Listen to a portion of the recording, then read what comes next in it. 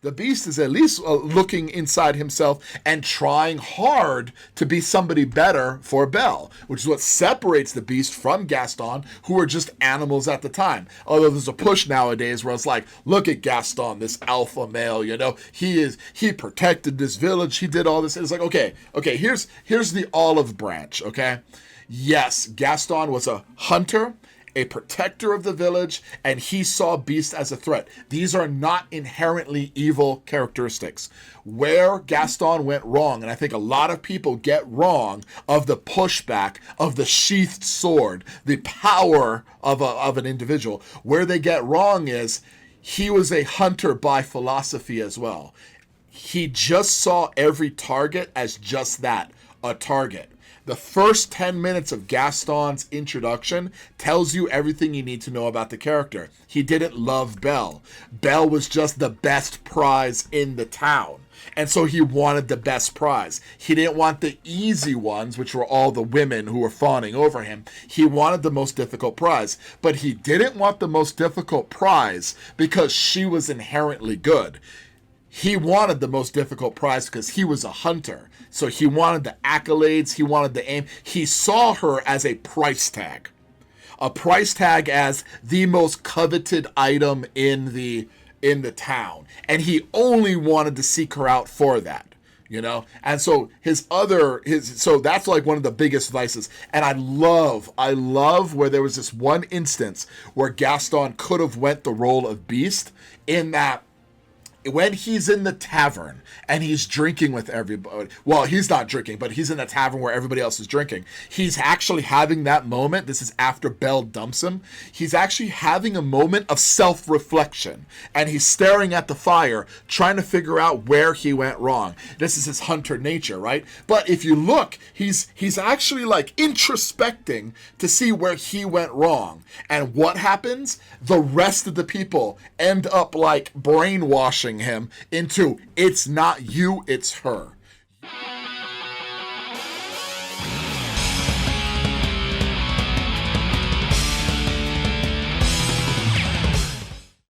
Hello everyone, and welcome to episode 12 of HD Philosophy Plays Final Fantasy VII Rebirth. We are in the desert, and I went back and I did some side quests, and when something interesting popped up, I made a little shorter YouTube videos and I placed those up there. But now we're going to continue with the story where we left off. Some things currently on my mind today. It's like my daughter, she's graduating soon, so I've got like a empty nest thing going on here. So I feel like these videos are going to be a lot more important, especially as she goes out into the world and makes her own life. And I started thinking about how when you reach a fork in the road, you start asking yourself, like, how do I find what I'm supposed to do? And there's something I've always told my kids, but I've never really told my students. So just to preface this, it just so happens my daughter is graduating with the same class that I first taught in middle school. So when I went to her, final school project, I ran into a lot of students who were some of my first students, who were my first students when I was teaching. And, they all have their ideas on what they're going to do and where they're going to go. But then there was one who was like, I have no idea what I'm going to do, Professor. Mister, I'm sorry. When I think of my college students, they always call me Professor. But when it comes to my middle school students, it's always Mister. And I haven't taught middle school in quite some time. So he said, Mister. It's like, how does one know what, they're supposed to do? And, I thought back to these videos on how to find your way, how to make money, not only make money, but like find meaning in the world. And I told him exactly what I learned there. Find something you're good at, find something you enjoy, and find something that somebody will pay you for. As in, find something that fits all three categories. If you're good at it, then there's some instances of competence. You can grow from there, and you're much more likely to hit mastery if you're good at it. But also you have to enjoy it as well, because that enjoyment will get you over the hurdles that are necessary to achieve mastery, and then somebody has to pay you for it. That both takes care of like the monetary element, but I would say there's another element to it as well, where you're doing something somebody else will pay for. In essence, what you're doing actually helps more than just yourself. You see? So there's almost this, I'm helping more people out in the world than just me with my own skill that I happen to enjoy. And that is a surefire way to not only find success in the world, but find meaning as well. I fear that in modernity, modern times, something that is far too prevalent is individuals are so focused on themselves, They're just like, no, I need to find myself. Find yourself? That's a philosophical question that you may be asking for the rest of your life. If you're going to hold off on finding success before you can find yourself, you're going to be waiting for a long time. That's one. But the other aspect is, in addition to like finding myself, there's this me kind of element, And to quote Benjamin Franklin, one who is wrapped up in themselves make for a small package. And it's like, if you want to find meaning in the world, you have to make sure that your work and your effort in the world helps more than just you. And you could ask like, well, why? Well, because your very existence, everything you rely on in your entire world was built on the shoulders of giants. You rely on millions of people daily. Can you imagine how many people you rely on just for the lights to stay on? Not to mention the people before you that went through trials and effort in order to create electricity. Again, you're standing on the shoulders of giants. You are not here solipsistically. Solipsism is the idea that I'm certain of my own existence or my own identity and nobody else. But you're not solely or isolated in this world. This is something Buddhism got very correct. There's no ness. There's no singleness. You only exist in a network of individuals. Your entire identity is wrapped up in you were birthed by another individual. You live through life holding arms and arms metaphorically with other people every single day. You didn't make the clothes that you're wearing. You don't help or participate in the electricity that is provided to your house. Well, most of you. There are people who work at the electrical facilities.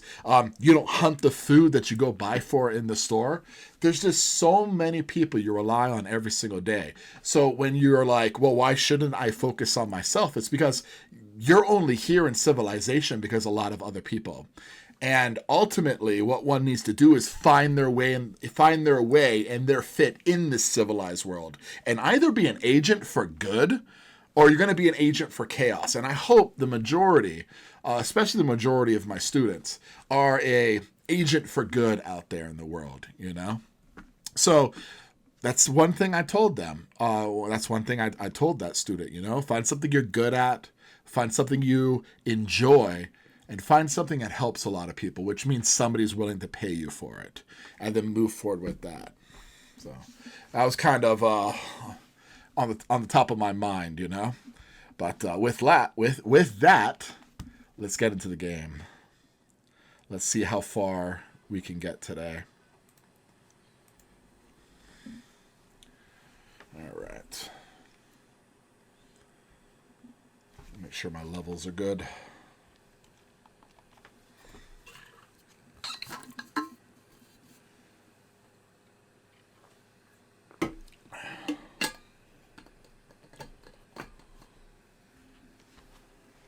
They look good.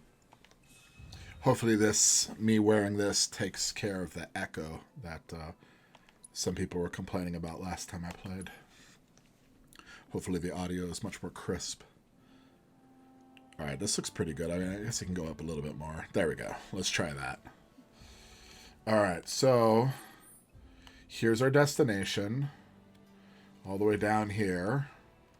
So let's take the buggy. Let's head out. I kind of remember the buggy in the original. Always kicking up dust everywhere it's going, you know? So it's kind of cool that we got that here as well. Alright, so... I'm guessing there's going to be an opening sometime. No, there's not. So... Do I have to go that way in order to go that way? Huh. I kind of see something in here, right? Alright, well, it's definitely not that way. Okay, actually, it looks like it's this way. Okay, let's hit this destination.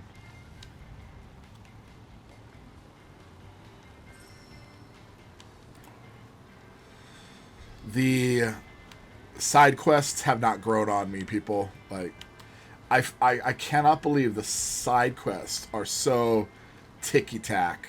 It's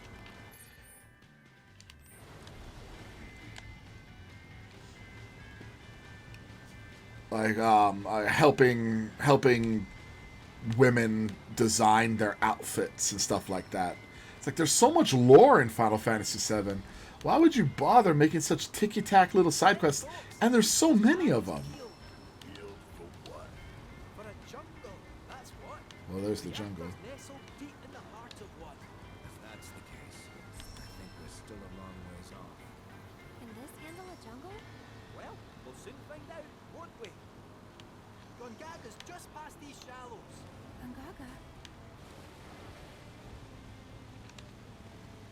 Alright, off to the reactor. I felt like I got to the Cosmo Canyon way faster in Final Fantasy VII. Little Miss Car sick. We're almost there. Hooray. Alright.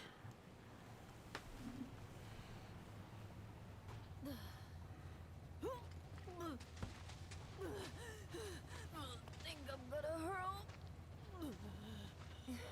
Bit overgrown for the poor old buggy. We'll need to carry on foot. Oh, I meant to say, there's a village up this way. Fancy popping in? The reactor's not going anywhere, and I bet we could all do with a wee cat nap, eh?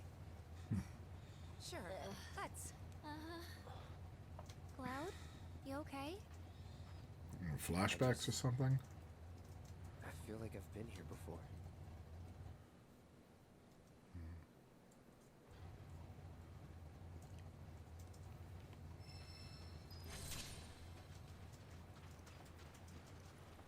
Good place to restock. I know, I used so many mega potions and some of the fights I've been in.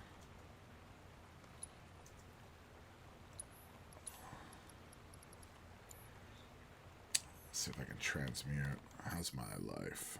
I still keep pressing that. They all look full. How's this? 20s. Might as well take care of them. Yeah, I'm like nowhere near.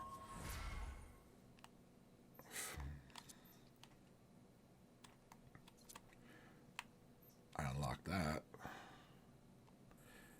Sure. Let's get some more damage done to staggered enemies. Increased magic defense, huh?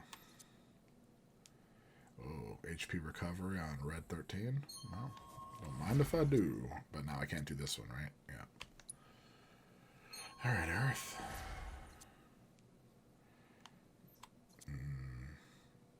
Unleash ice magic. Yeah. 15's left. Increased magic attack. I'll take that too. I really don't care about Kate Sith. Who is this? Tifa. Alright. Actually, I'm kind of far away from that. Increase limit gauge charge. And then next time we'll take the other one. If he's another one I don't really care about.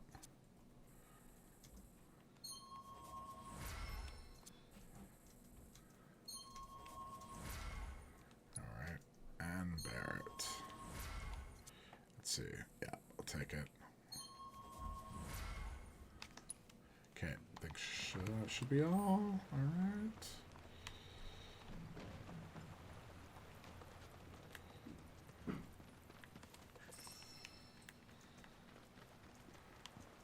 One thing that's really interesting is it's so different teaching middle school and then, you know, the impact you have on them versus like the impact of college students. And I'm not saying I don't have a positive impact on my college students. I read the reviews. They talk about how I've imbued them with a lifetime of knowledge that they're just gonna reflect on, and I get that all the time because I mean I know I'm a good educator. I know, but with my students in Hawaii,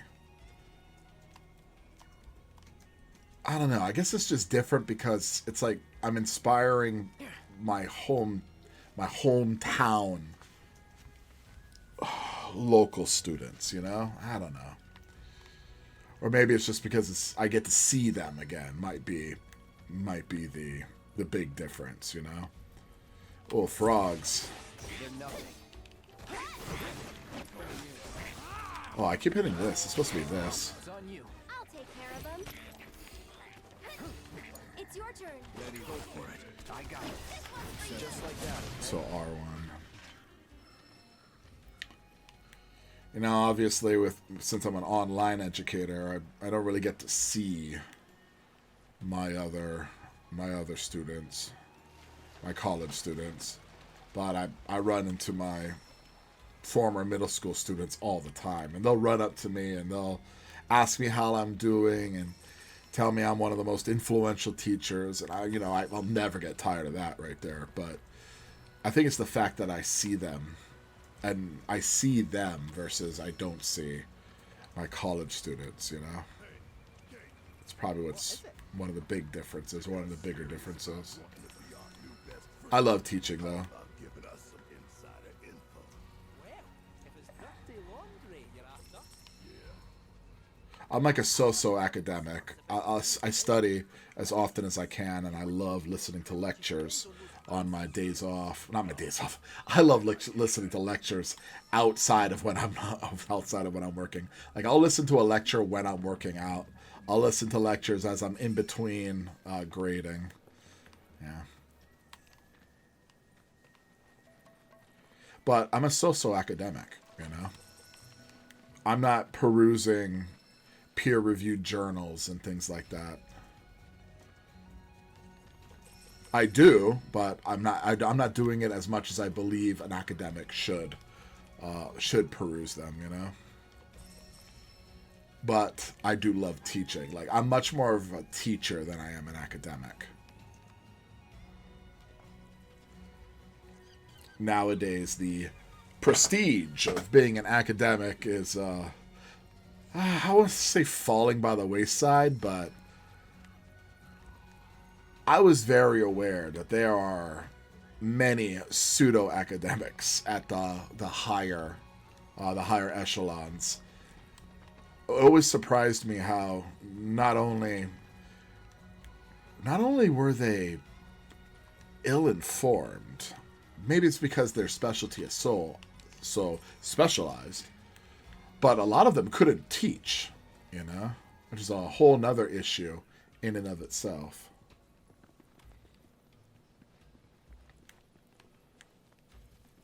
But that Goodwill Hunting quote, where it's like they pay hundreds of thousands of dollars for something that they could have gotten with $25 of library, a free library card, and $25 worth of late penalties, you know?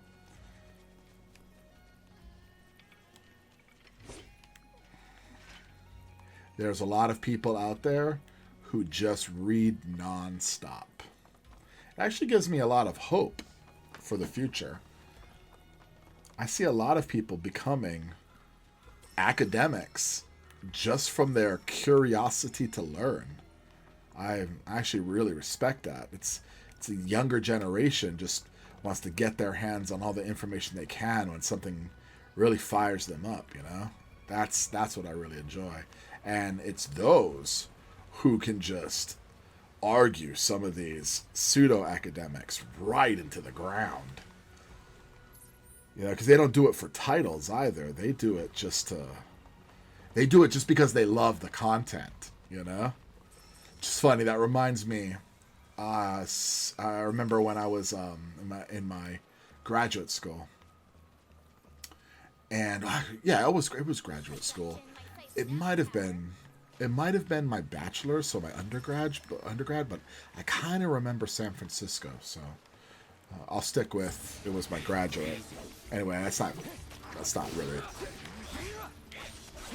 the biggest part of the story or the most important part of the story.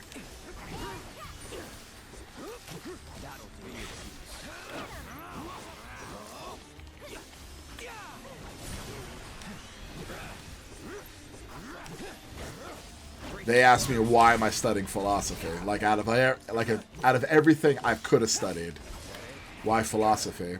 And I told them I just love the discipline. I love philosophy itself. I do it because I enjoy the content. And they were like, "Well, you're a rare one." I'm seeing that a lot more nowadays. Where people study for the love of the content itself.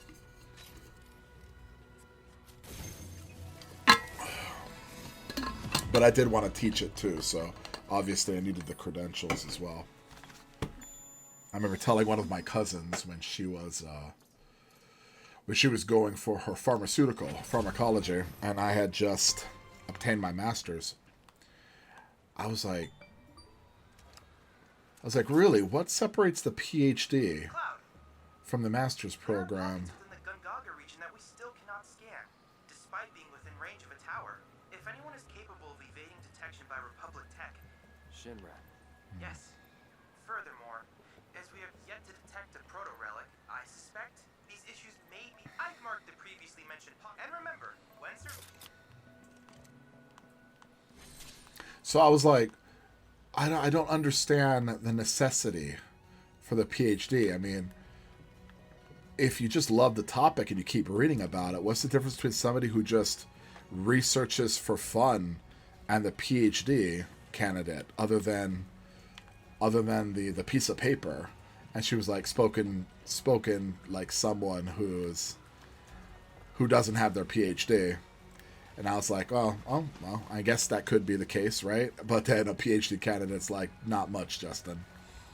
Like, he's, as a PhD, he was like, nah, there are individuals who know so much less than some of my master's candidates, because my master's candidates still have that love for the topic. So they'll continue to research well past their degree, you know? I guess that happens everywhere. I mean, that I saw that in teaching too. Like, I loved teaching, and so I would often learn new tactics in order to get the information across. But I'll be honest, the area of academia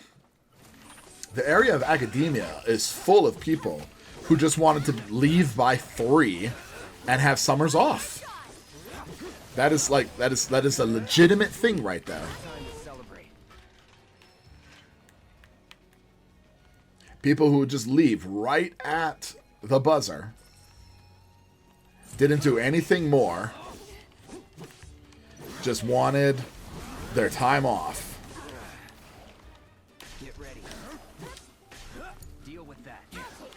Let's get out of this. Oh, heading my way. Yeah, just a bit. You okay? Pressured. Let's see if Cloud can...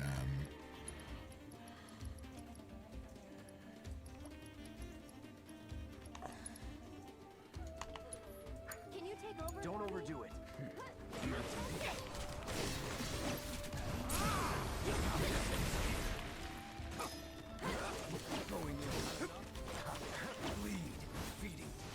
I was actually blocking that one just in case.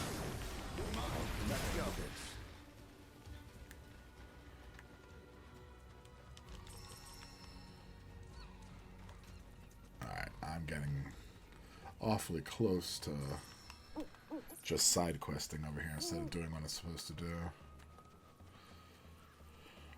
In fact, I'm not even heading the right way, am I? Oh no, I'm on the right track now. I see the countdown over there. There we go. Shall we have a wee shift, eh?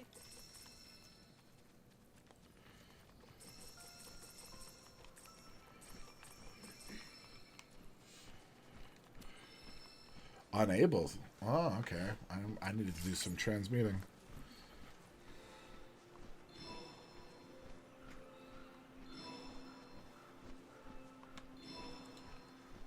Another one? No.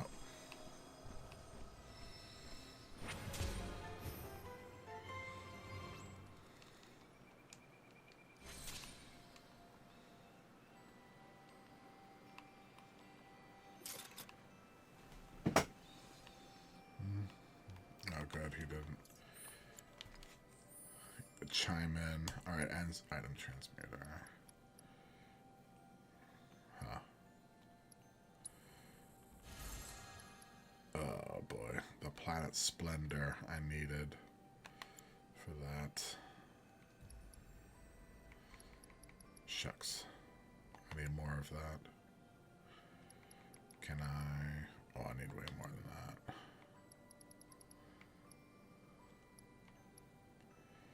I don't own any of that, but I only get 5 for it anywhere. Enhance Older Beast. They all have that equipped.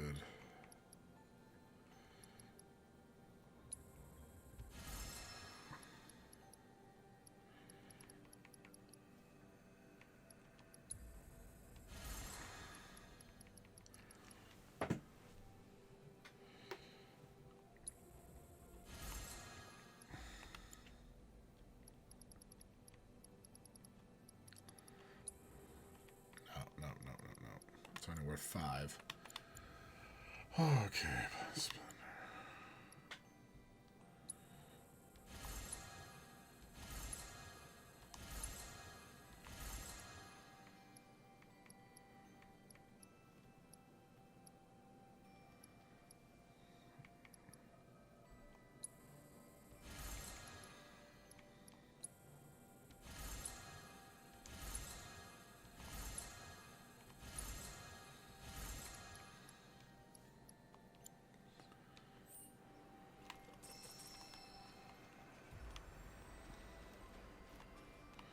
All right.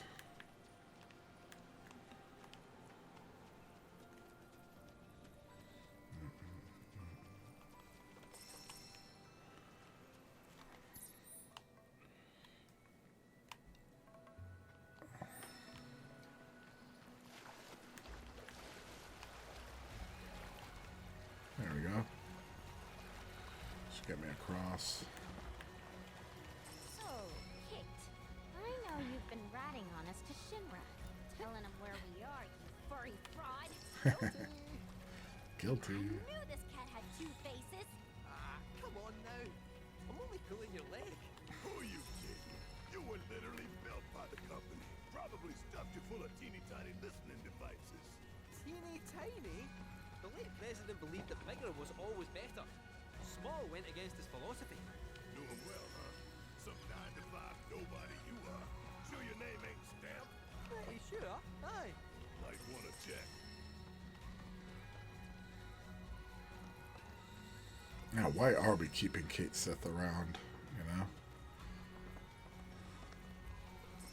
I guess because he's giving us information on the reactor. What is this? Guess we're gonna find out. Chocobo, Did huh? you know, Cloud, that forest chocobos use mushrooms as springboards? I did not.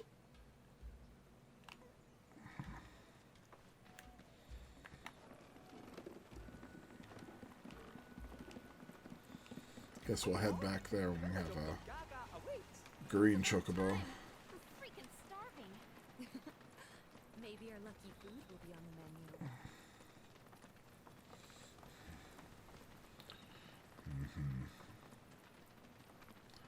Here's the village.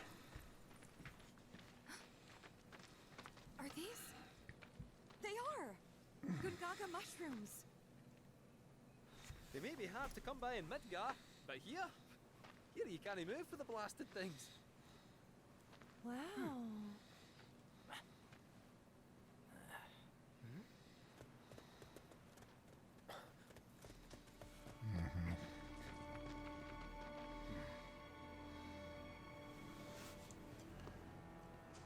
Passing through.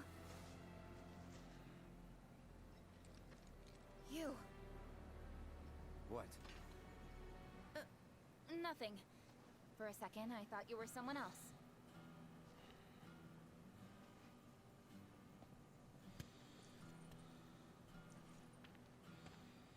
Who are you people? Aye, you'll do. More importantly, why are you here?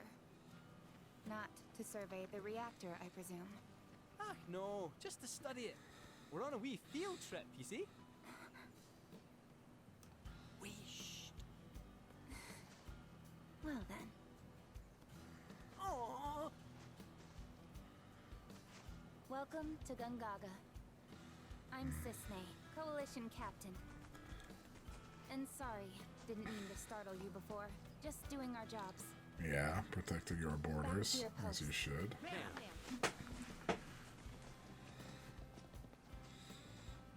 You'll get a clear view of the reactor from that hill. Make sure to pay your respects, though. Of course. Come on.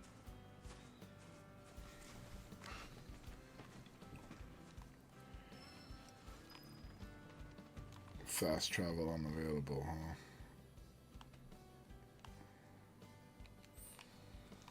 You want to show me the reactor? Looks like I have to, yeah. You coming? Our village is Cisne. a quiet one, as you can tell. Let's keep it that way. Don't get a lot of visitors, what with the jungle. Can't even remember the last time. But that's part of this place's charm, I suppose. Small towns.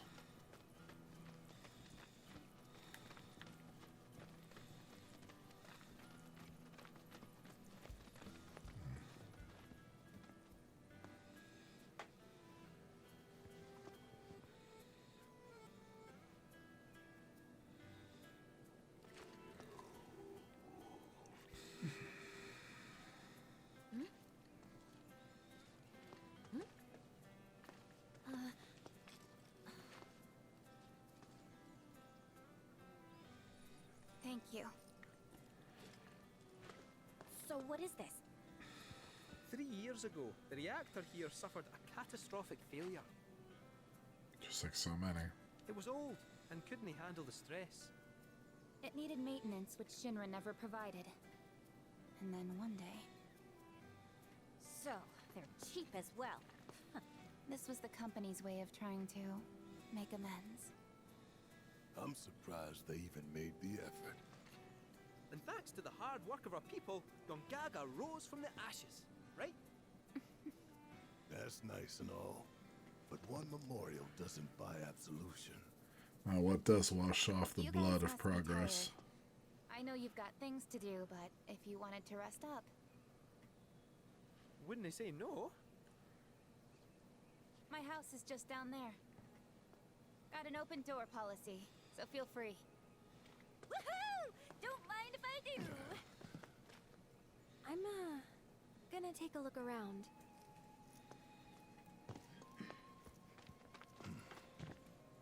Seriously, get some rest, okay?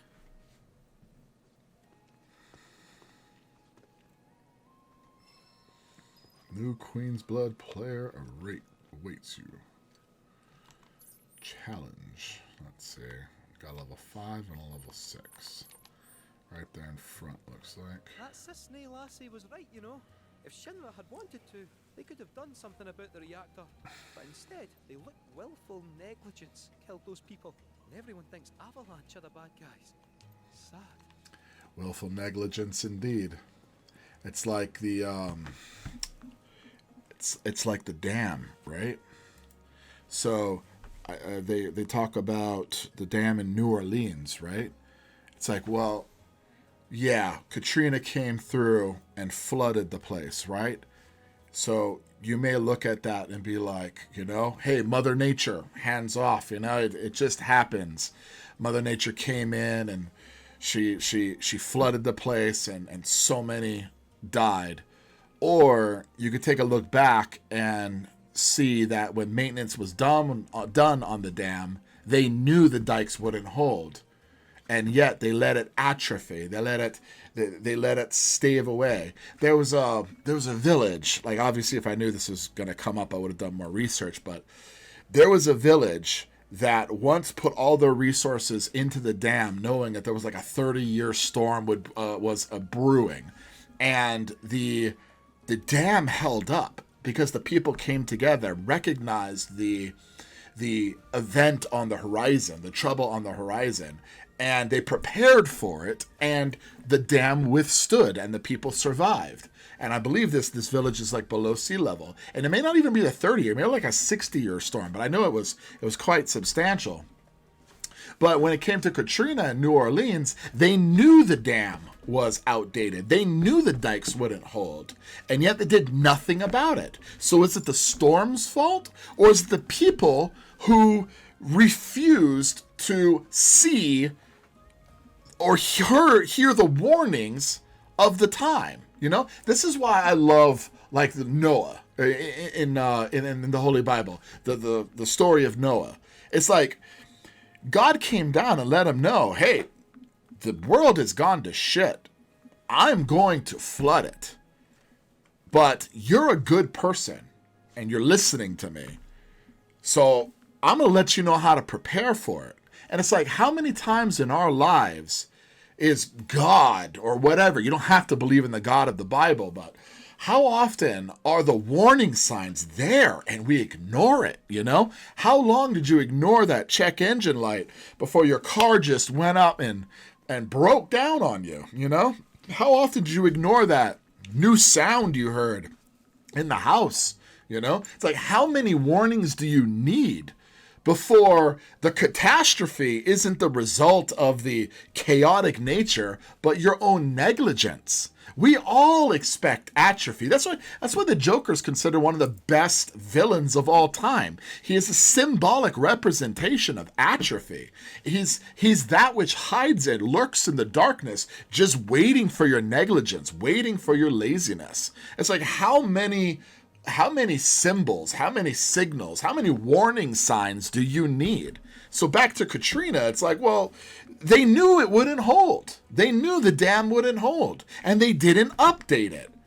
This is Scar and Mufasa. Mufasa knew Scar hated him. Everybody else in the kingdom could see just how evil Scar was. And yet Mufasa ignored it, ignored the snake in his own garden. And then what did it do? Just like the Joker, just like atrophy, it waits for the most opportune moment, and then it pounces and it strikes. That check engine light that you've been ignoring, it never breaks down when you're on a leisurely drive home and you have all this time to spare. It always breaks down when you're in an emergency, when you're late for a meeting or late for a job interview, something that would change your life. That's when it breaks down, because when you ignore the chaos, when you ignore the warnings, it waits for the most inopportune moment it can, and then it strikes. And then how many of us nowadays are ignoring the very warning signs that are on the horizon? How many of us would be swept away? Unlike Noah, who built the ark, and then had to round up animals 2 by 2. And then the massive scale of the ark itself, when he was given the warning that there's a flood coming, he got to work.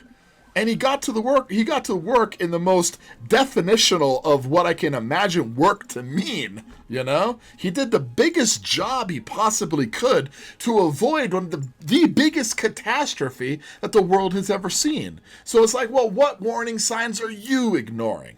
you know? And I'm speaking to you all out there, because again, one of the reasons why the Joker is considered one of the best villains of all time is because he's a symbol of something we will always deal with, have been always dealing with, and will continue to deal with in the future. He's the atrophy that we ignore. He's the chaos on the border.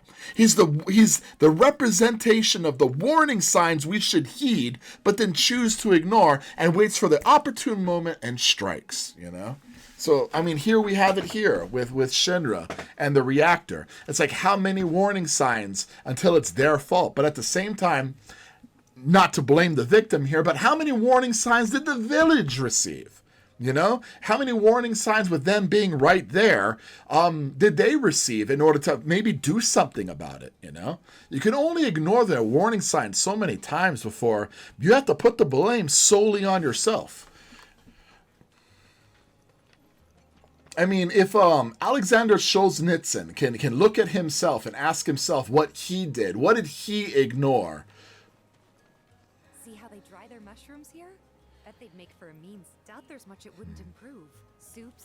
So, like, Alexander Solzhenitsyn is the one who wrote the Gulag Archipelago. And something amazing about him is, even though he was an innocent person thrown in prison, he still asked himself, what warning signs did he ignore? And if somebody like that, who was thrown in prison innocently, can ask himself, what did he do to put himself in that position? I'm sure 98% of you can ask yourself that as well. You know, to quote Dostoevsky, I hope I am never so high and mighty that I don't understand the purpose behind my own not my own sacrifices, but my own strife, my own challenges. I hope I'm not so high and mighty. One day I'm not so high and mighty that I'll ignore the trauma in my life. It's not having some kind of fundamental meaning behind it. It's like the things that occur, the hard times in your life, they're meaningful. They mean something. They can be used to strengthen you for future things, if nothing else. Or there's the very aspect of asking yourself how you got in this situation. You know, there's meaning in pain. There is meaning in strife. You know, and again, that was Dostoevsky, who was like, you know, I hope I'm not so ignorant that I don't understand the meaning behind but the meaning behind my own suffering. You know, there is meaning in suffering. I actually read that quote in Viktor Frankl's A Man's Search of Meaning. He was in a Nazi concentration camp, and he would go on to be a famous psychiatrist. But this guy got through the worst of the Nazi concentration camps, Auschwitz itself. He was able to get through Auschwitz when it was something like 90% of them all perished. And he said what united those who got through it was a singular thing. All of them could see meaning in their trauma. They could find meaning in their pain, in their struggle, in their strife. And because they were able to find meaning in the most destitute, desolate places you can imagine, they were able to get through the most harshest conditions you can imagine. He explains, like, lying on a bed that's like 6x8 with like 12 other guys just naked and like all in positions you would have never thought you'd be able to sleep through. And they were able to sleep through it. And as they were like stripped naked and they were like shamed and embarrassed, they would laugh at one another in their shame and embarrassment. It's like they would find camaraderie, they would find meaning in their struggle. And I'm not saying that, I'm not trying to placate what the soldiers did with evil. It was absolutely evil. What I'm saying here is any kind of strife, you can find meaning in it. You can find some kind of meaning to strengthen you in order for you to move forward. If Alexander Solzhenitsyn can find meaning and find a way to even look at himself and be like, how did I put myself here? What did I ignore to where Stalin would eventually take over and I'd be put in this place, you know? There are people, it was like 1 out of 4 people spying on me. The rumors that there was a certain quota people needed to make in order to throw them in prison. Like, how many government rules, how many warning signs did he ignore to put himself in that prison? How many signs did they ignore, akin to Noah being told this tsunami was coming, you know, and didn't heed or take on their duty, didn't shoulder the responsibility to be a champion for good in the world, you know? How many things did they ignore? And it's, again, if you can find meaning in your struggle, then you're more than likely to be the one who fixes it.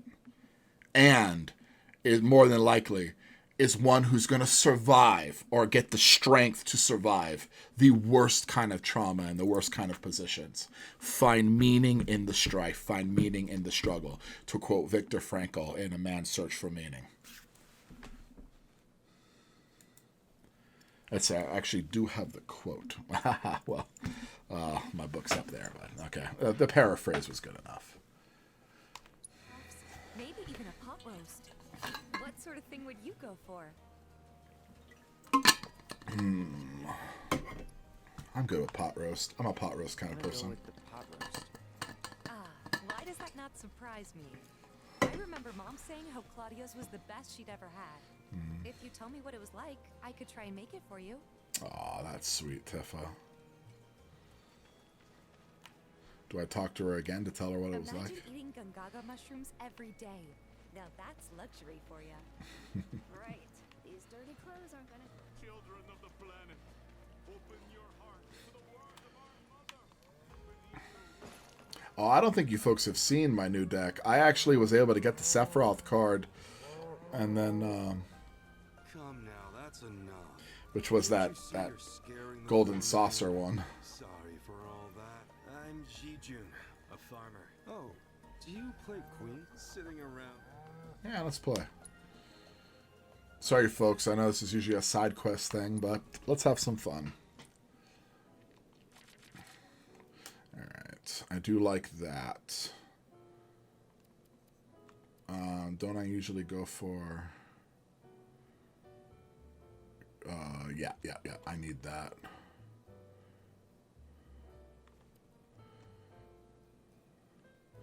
Maybe not the Titan just yet, because I need the other one. Oh, no. Hello. No, I need you. Okay. The worm. There she is. All right.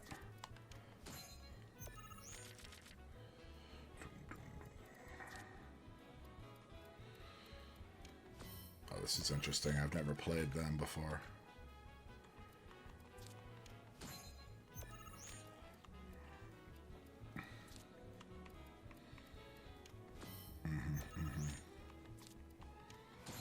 Okay.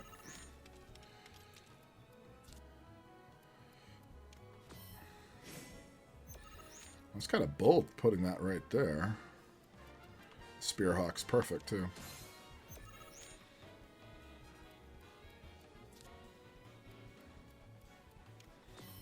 Okay. And this would add the 3 there. And burn that. They'll be able to take it right back, though, with that middle spot. But at least I'll know what they're going to do. They didn't go for it. Interesting. Well, then I'm going to take it. She can move in, but I'll take it right back with Dio. Yeah. And now you have no more moves. And I'm going to burn you. Ooh. Okay, wait. Well, that's 1 and 1, so I'd be able to... Oh, okay. I put the copper wire there, take the 1 out, and then I can use the cockatrice to take away the 4. If I can add the... Yeah, I can. It'll burn the top one, too, but... Not really bad. Uh-huh. Yep. Yeah, put Titan for the 2. Good. Cockatrice is going to destroy that.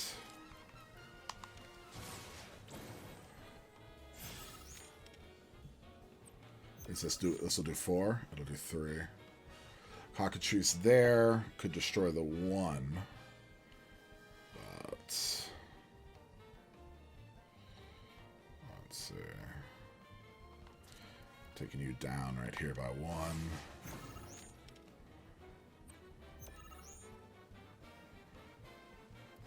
guess I'll just put the 5.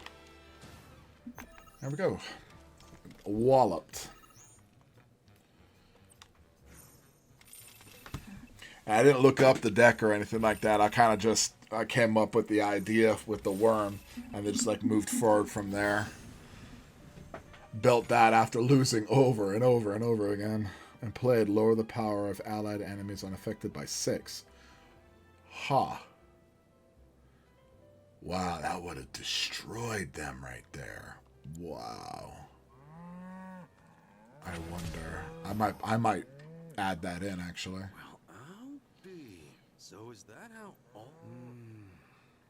But you can sit and relax to your heart's content. That's why you should spend your youth getting into all kinds of mischief, right? When you're young, you get to make as many mistakes as you can, right?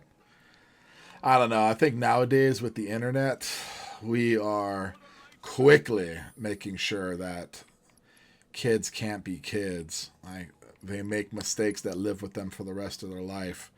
I think we're going to really pay for that down the line. So the 3 I have is Dio. Dio is really good for raising power by 1 for each other enhanced ally and enemy card. I mean, I could go all in on the landworm. Man, oh man, it's... That Marlboro is very, very tempting. I wish he was better. But yeah, that Marlboro is very tempting. Is it enemy and allied? Yeah. But it's front. It's ahead. So that will be the enemy on the 3. Okay, let's give this a shot instead of Dio. I didn't see how much Dio was helping the last one. I have a feeling it was a lot. You actually weren't needed as much. Because I had Titan.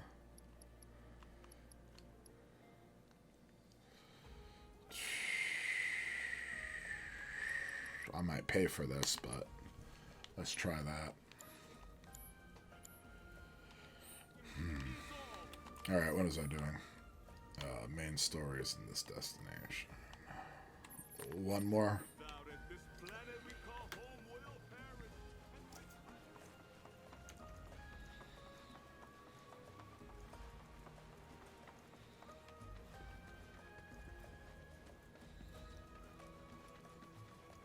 Every now and then I see these weird black clouds in the It's the green chocobo I gotta play? Don't ask how I can tell, but isn't that great, Oscar? Alright, Oscar. Let me introduce you. A huge Queen's Blood fan, too. So, how... Let's play Oscar. With my new Marlboro.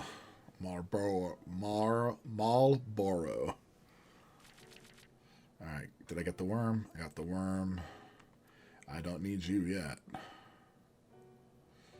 Boom, boom, boom. Or you yet. I'll tell you what. Let's keep you. Let's see what happens. Space Ranger.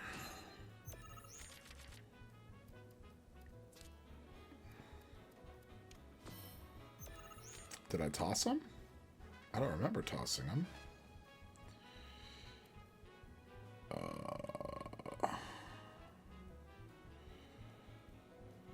Well, since I have 2, I'll throw one here.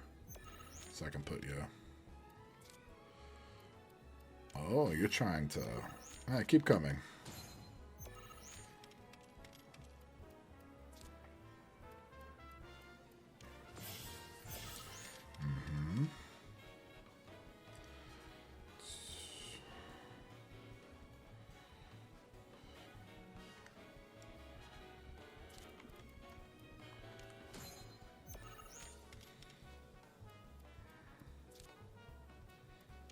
Yeah. Now I'll take it back here. Oh, but they could steal if they take the middle right there. Yeah. Shit. I wasn't paying attention.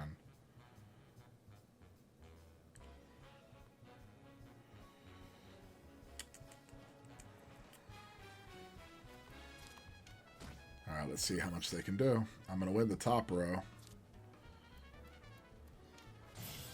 I'm just going to keep adding to my lead there. I'm at 17 right now. Oh, interesting. Well, that beat me right there. I wasn't expecting that. Alright, let's try this again. I don't remember tossing the marble. What happened there? Alright, I need you, and you gone. Give me the worm. Good.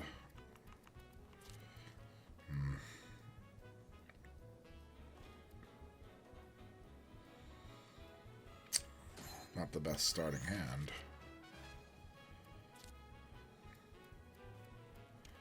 Yeah, come on. There we go.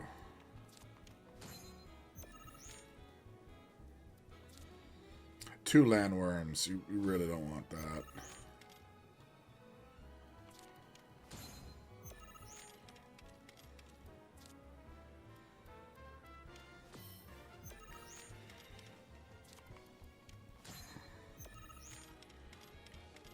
This will be interesting to see what they play. Damn. Could take it back here.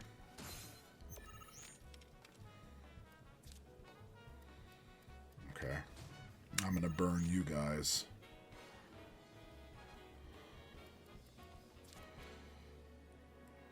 I wish I could put 2 there, but I have the 3 there. Alright. I'm gonna burn them, though. I'm gonna make sure he loses all of his stuff, though. 3 takes out him.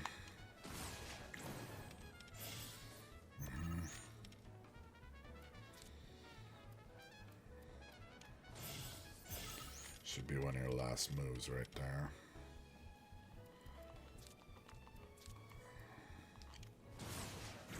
Boom.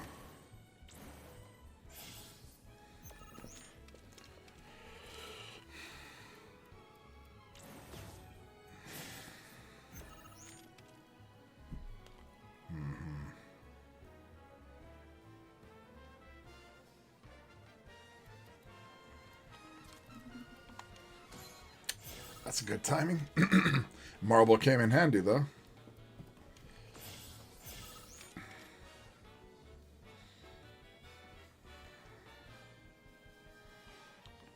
And now start. Yep. Wait, what? Man, this ability to do that is it's tricking me. It's tripping me up. Can't do it anymore, eh? Well, let me put Dio up here. Yeah.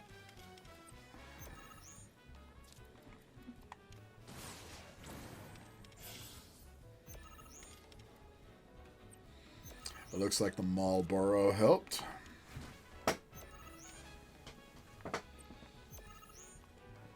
Destroyed.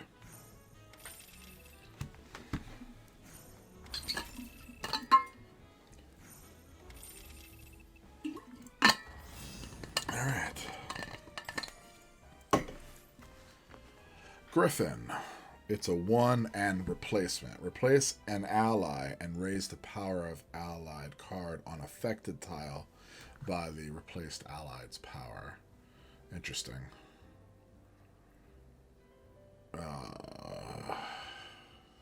I don't know if that's anything better than what I have. This is the first time. Seems like he's a little bitter. He can make it a lot harder for us to do. Believe it or not, he'll be up against a dog that plays queen, and we have to make sure he wins. That's got to be red 13, right? He'll pull it off. All right, so let's go on this destination. It looks like it's in the water. Why does it look like it's in the water? It's like here, yeah?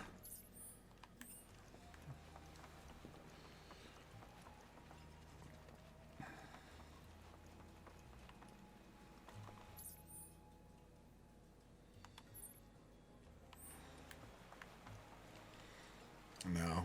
It's got to be her house, but for some reason the destination is like there, right? Is that her house? The door's always open, and the door is open, so I'm going to assume this is it. Right.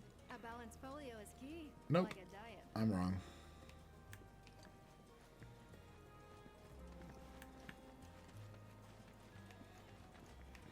This is your friendly reminder from the it's springtime, boys. There we go.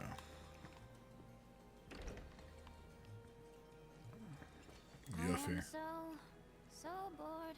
Bored right out of my brain.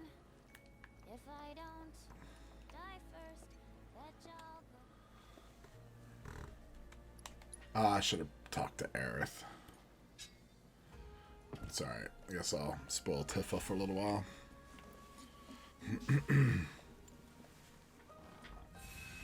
Well, I didn't trigger the event, so...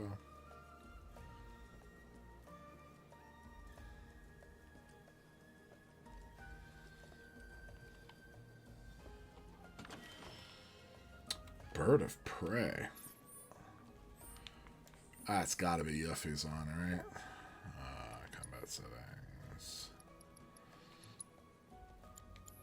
Equipment. Yuffie. Savage Dagger. Bird of Prey.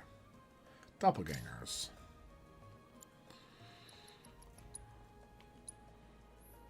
So this one is learned. Yeah, wait. Did I see one wasn't? No, they're all learned.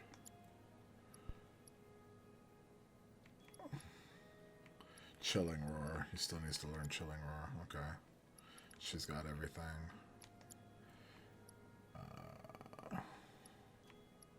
Gonna have to put on the Dragon Claws. Sorry. Got the Bird of Prey. Vulcan Cannon. Oh, he still needs to learn Lifesaver anyway. Okay.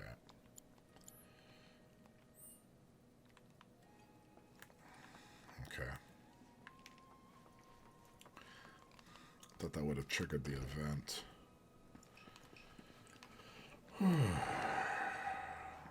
Barrett.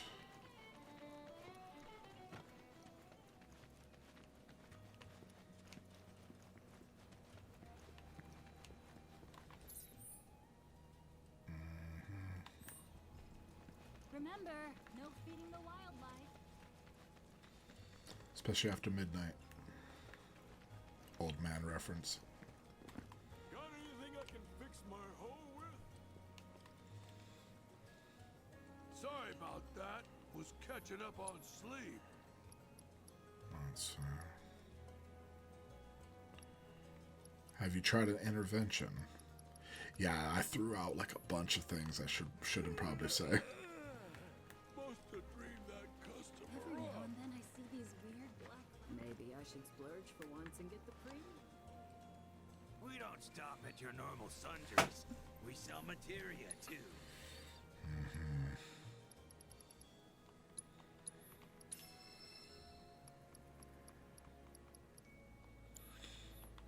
Can I interest you in some fresh? Never mind. You ever heard of that blacksmith named Pezzo?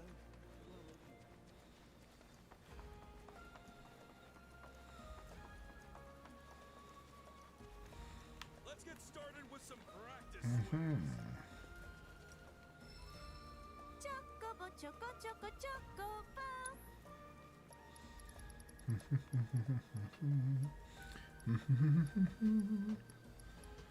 Bump ba da da da da da dum bum bum. Bum bum ba da bum bum bum. Bum ba da bum bum bum.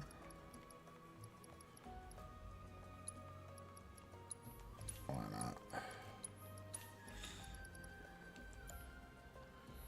Catch you later. All right.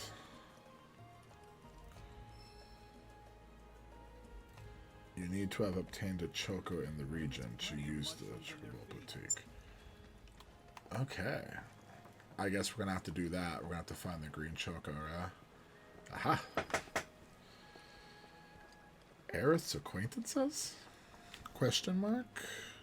Probably should have been a question mark. This thing is uncomfortable.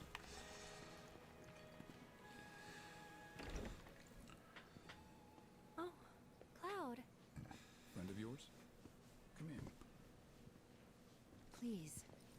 Your eyes. You're a soldier, aren't you? Was. You wouldn't happen to know our son, would you? Oh boy. Zack? Zack's parents? What? Are you all right? Fine. What did you say his name So, was? Aerith, really? You met his parents? Zack Fair. Zack. Sorry. No.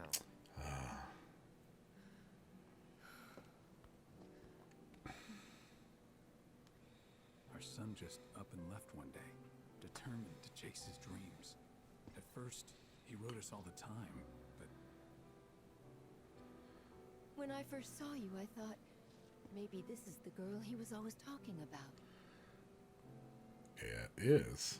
Sorry if I made you feel uncomfortable. I doubt I was the only woman in his life. Charming guy like Zack. Wherever he is, I hope he's enjoying himself at least. They do say no news is good news, right? They sure do. But Aerith say, knows, right? He if meant you do more. happen to see Zack, would you tell him that we miss him and to please get in touch? Of course I will. See, that's what I'm talking about. There's enough lore so that way the side quests don't have to be like, my balloon, Spider-Man. What? Already? At least have something to eat before you go. Thanks, but we don't want to keep our friends waiting. Another time, then.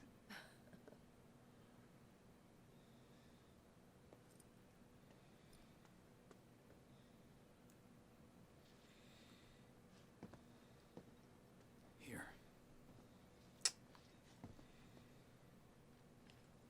He doesn't remember any of it, huh? Can't go upstairs. Can't go around here. Can't go around him. Ugh, that's so sad. Sorry. Every time someone says they're from Midgar, we can't help Oh, but of hope that course. A couple of bumpkins like us often forget it's a big city. All this talk of another war has me worried. But I know I'm not the only mother afraid for her son. Imagine being so strong to think about somebody else in time like that. Oh, look how down. That wasn't very nice of me. Nope. Lying. Saying that you weren't the only girl. You remember me telling you about Zack, right? At the playground? How he was my first love? Yeah. This is where he grew up. And now that I'm here, it's a lot. You made him sound like a playboy. So when I saw someone who looked like him, I don't know. I had to say something. Didn't even occur to me to think how they would feel about it. Pretty selfish, huh? Waltzing in there, stirring up memories. Well, it would have been if you didn't lie. When you put it that way. Yeah, you might have crossed a line. Figures.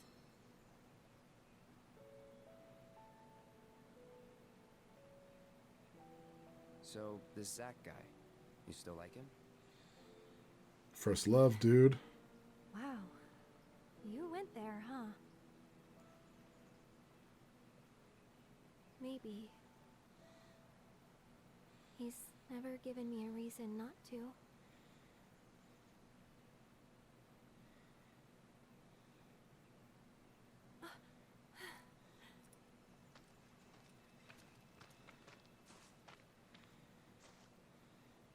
Any news? Nothing. No calls, no letters. Tifa knew. Oh, Leaving you out in the cold like this? Forget about that loser. dude. He's a soldier, right? And I hate to break it to you, but if he's been gone this long, the man is Cloud? You deserve that, Cloud. Speaking ill of the dead like that. Sorry. I'm gonna go lie down.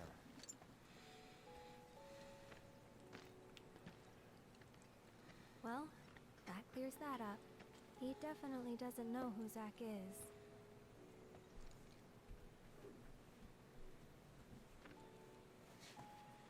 But she does. And Zack was the one who was there, not you. It's funny because they tell themselves everything. Those two girls right there are tight. They tell each other everything.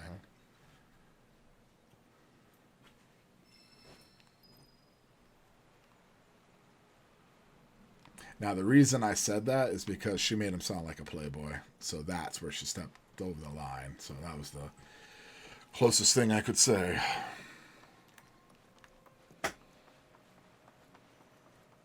And it was her first love. So, yeah, I am the person. Like, how hard would that have been? Hey there. The truth. You treating your chocobos right? See, that's the thing. That's another thing, you know? I know it's difficult. Truth is one of the most difficult things. Because the truth can be very destructive. Truth has a way of shattering your preconceptions of the world. It's obviously if your preconceptions are false, you know? And, there's this great book. I want to say it's Janan Bowman, who wrote a book on trauma, is like realized misconceptions. To paraphrase, she puts it much more eloquent than me. But I tend to remember the message, not the exact words. But it's like when you have certain lies that exist in your world, and you build on those lies, like your identity is built on those lies right there. When the initial lie is turned about, is burnt to a crisp, everything associated with the lie is also burnt to a crisp. And like the amount of trauma that you go through is correlated to how much of your life was built on top of that lie. That's why it's like the trauma is like shattered misconceptions, right? And so, yeah, the truth is really hard, and it is like a leap of faith. But the truth is what you have to move forward with. I mean, pick your choice. Kantian morality, deontology. If everybody told a lie, we wouldn't be able to have communication at all. Communication itself would cease to exist. So we need to tell each other the truth. There could even be like a rule utilitarian model for it, a consequentialist rule utilitarian model, where it's like, well, yeah, if I tell the truth there would be trauma to those two. But them not living a lie for the rest of their life might actually correlate to more happiness down the road. So that little bit of sadness right now, or that strong amount of sadness right now, but then being able to live their life with letting go and living in the truth of understanding and knowing what exactly happened. Not that Aerith knew exactly what happened, but she did lie right there. But as even in the rule utilitarian model, there's a genuine argument for telling the truth instead of like staying with the lie. Because in all honesty, a lot of the world just goes to shit the more people lie. It's amazing what one person telling the truth can do. Like, take the old tale of the emperor with no clothes, you know? Something that's kind of really hitting home here in America right now. You know, we clearly have a president who is mentally checked out, who is clearly suffering from dementia, but all the people who are in power are like, no, he's perfectly fine. He's the best he's ever been. It just takes one person to be like, he's naked, everyone, for the emperor new clothes bit, or I'm sorry, he has dementia, guys, or something like that, you know? And then the lie breaks down and we can start moving forward. But right now, there are just way too many people who are absolutely comfortable lying about the situation over and over again and avoiding the fallout of it. But that's the thing. Not only is truth a leap of faith, but like I said, choose your moral philosophy. Choose which one. All of them seem to be against lying, lying en masse in one way or another. Even virtue ethics. Virtue ethics being the model, the agent-centered model of moving forward with the virtues. Just lying all the time is an absolute vice of what it means to be wise or tell the truth. Take your pick, you know? It's just, it's so fascinating that we'll just avoid it, you know? It's like it is only a matter of time before that other shoe falls. Because one thing I noticed is when I tell the truth, I have an infinite wellspring of information. You know, like if you folks ask what I had for breakfast this morning, and I tell the truth, you folks could ask me anything about it and I'll be able to tell you. But if I lied, there's only a limited amount of things I'll be able to hold in my brain until you catch me, because I have to make up everything associated with that instance.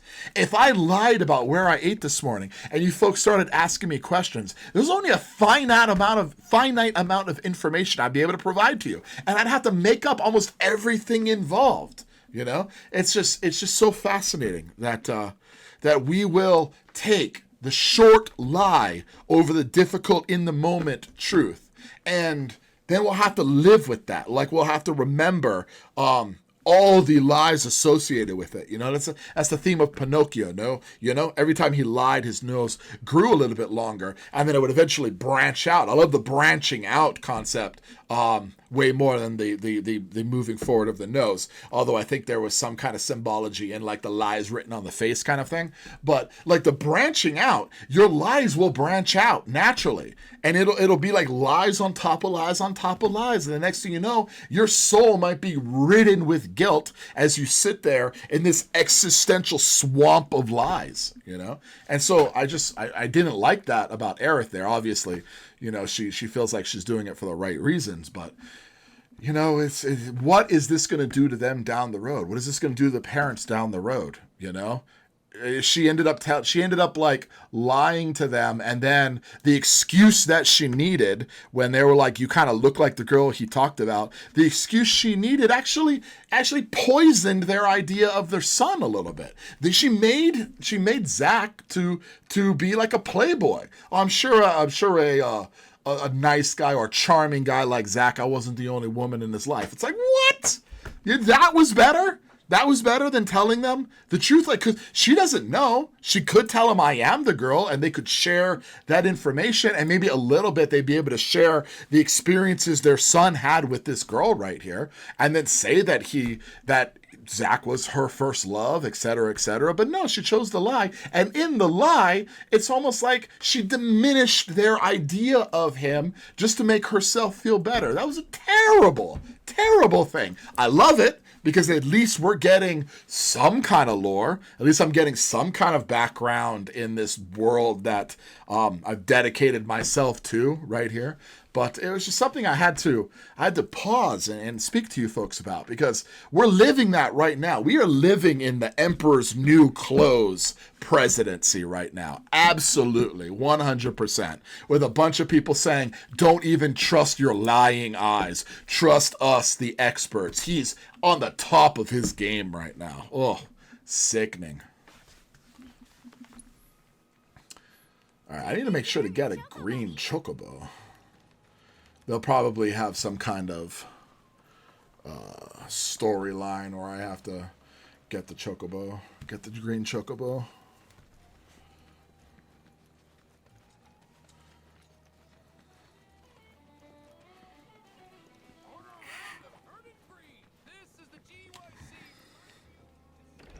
Now I have to rest.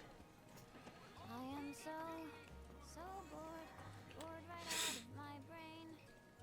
If I don't, Yeah, I'll talk to her. let y'all go insane. I am so.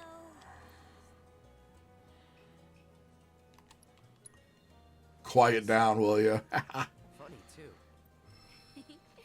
Finally, someone recognizes my genius. Indeed, the amazing Yuffie is also a top-tier lyricist. Oh, I got another song. Wanna hear? Sure. Here goes. I'll search high and low till I've gathered them all. I'll have orbs piled up about 1 billion feet tall. I'll have so much materia, I won't know what to do.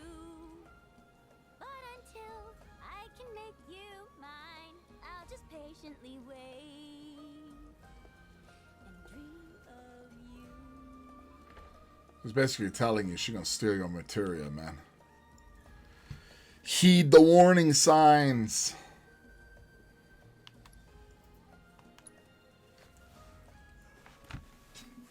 Talk about Noah, right? Noah and the warning signs. Yuffie is giving you all the warning signs. She's about to jack all your materia.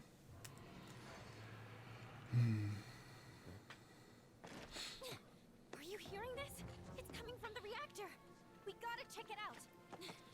Yep. Let's check it out.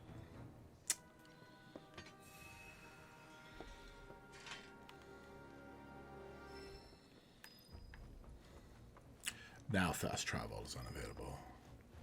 Shadows over the reactor.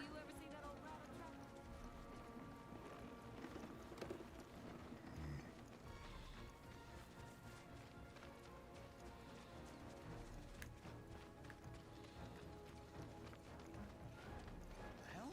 You heard it? Hey, you hear that? Everybody did. Gotta be a weapon.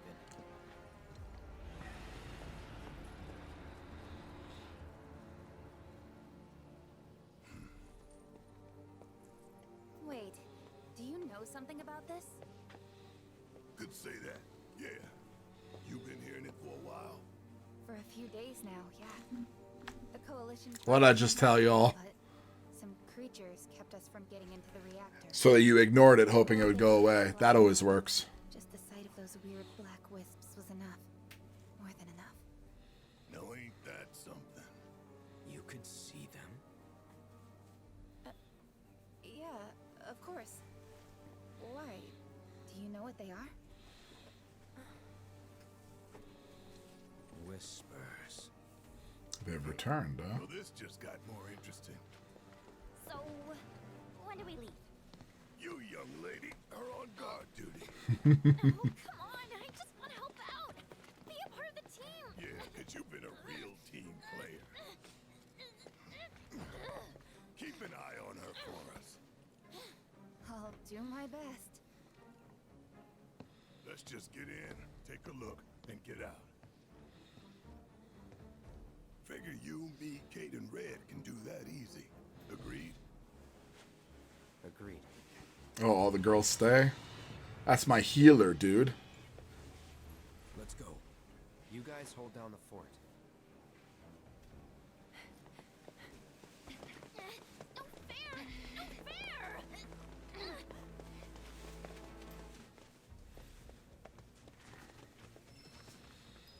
Alright, who do we have? Barrett and not.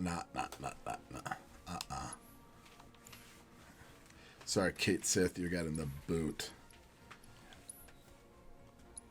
I'll take Red over you every single day and twice on Sunday.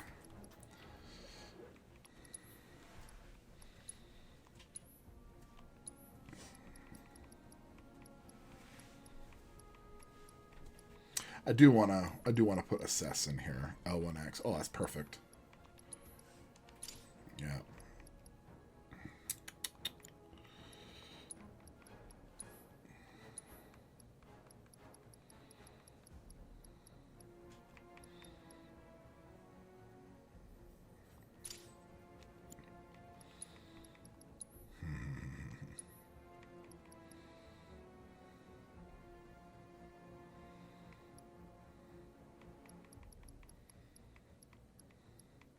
Sonic Boom. Red looks so cool. The hell? What in the world is that? There it is again. Moan.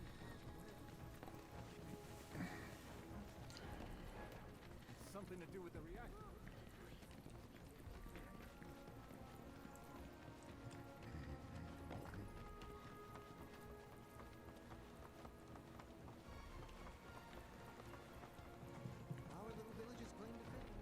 captain filled me in.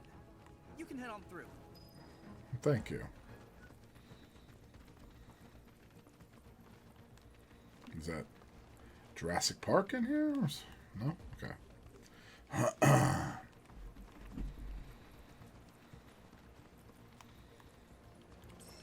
Well, I didn't get the chocobo I needed for this. I wonder if I messed up somewhere. As if weapons weren't enough. Now the whispers are back. Come again? What's a whisper when it's at home? An arbiter of fate. They appear when destiny is about to be altered, and ensure it maintains its intended course. I thought we already changed it, though. We did, once. But perhaps now they preside over a new fate. Correct. Can you imagine how many fates are out there?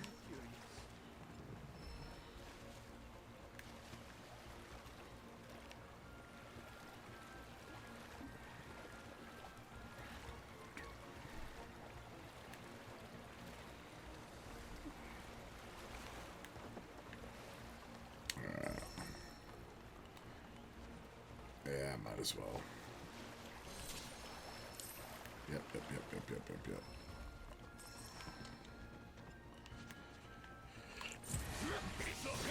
Now, deal with that.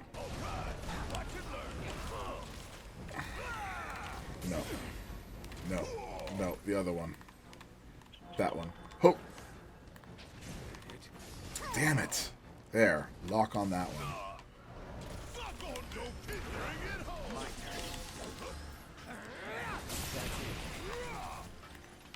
So I want to lock on to you, but... Bam. Going in.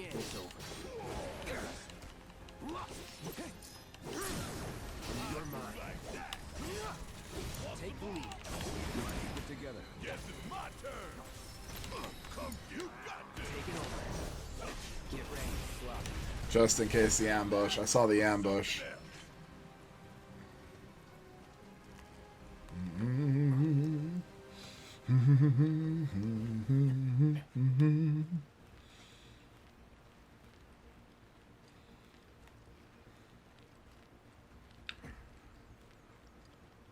All right.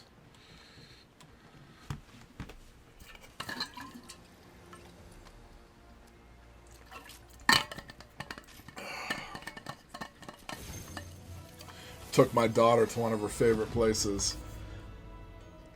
Well, what would be her favorite place? I don't know why I said it like that. I took my daughter to a place where one of her favorite movies was televised. I tell you, I'm not paid to say this right here, but Kualoa Ranch. They have a Jurassic Park tour. That's absolutely amazing. I really enjoyed that right there. So figure as I'm drinking that, I would share that with you folks. Just absolutely amazing tour. Had such a great time. All right, good.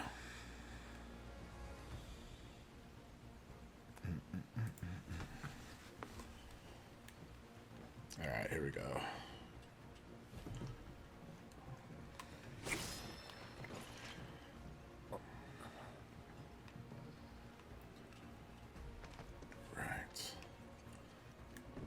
Actually, well, I have a really good friend that's a movie scout. He was best man at my wedding. How does Sisney know about the whispers?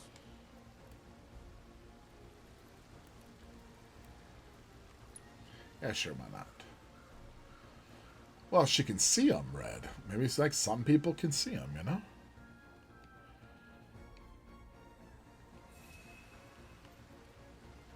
Air.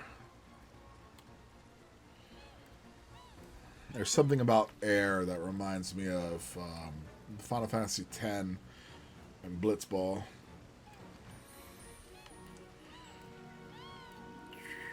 Cry of the Planet.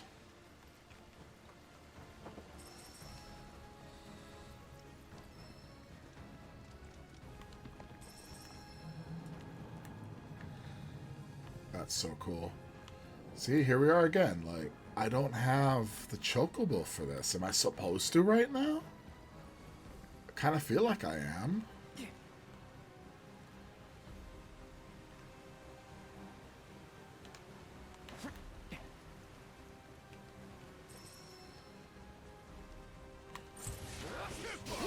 It's on now. Don't overdo it. Follow my lead. Go for it. My turn. Take the lead. All right. Watch and learn. I'll take you out. You're up. Hang back. So long. Gotcha.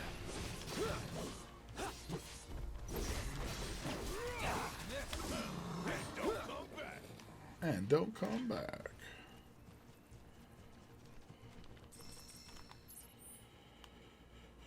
Oh, definitely going the wrong way. Okay. I heard that. Sorry. I've got something I'm doing right now.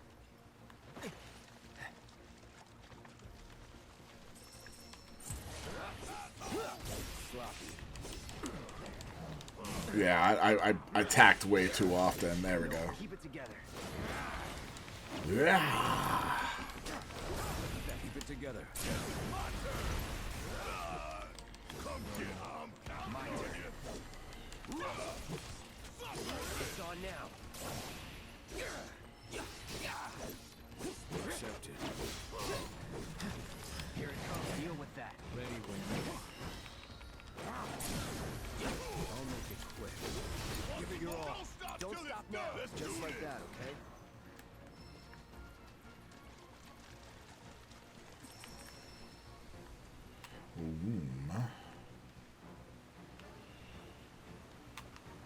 Barum.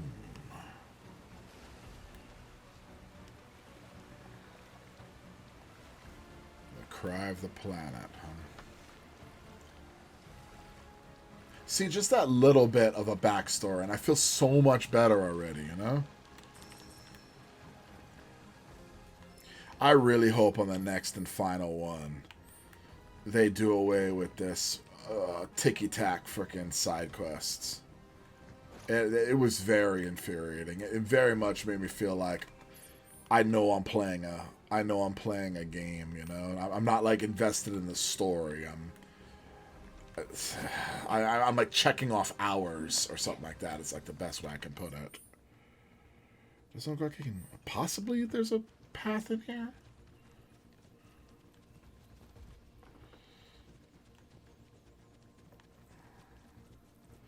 No. No. Okay. I guess I'm swimming.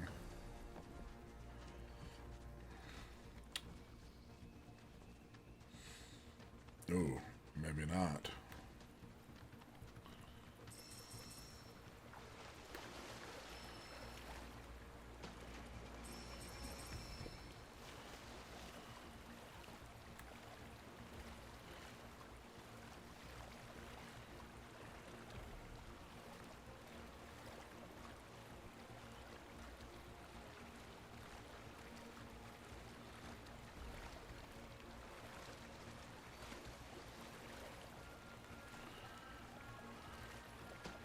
How's Barrett swimming?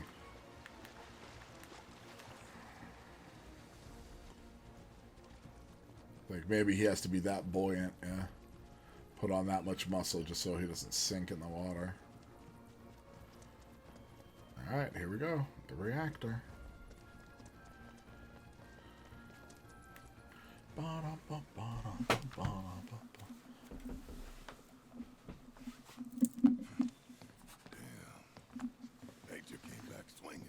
That's the Mako-rich land. What's good for life is great for reactors. See your way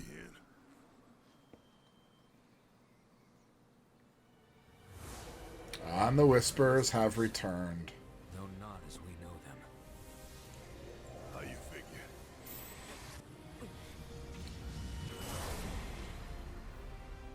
Come. It's time.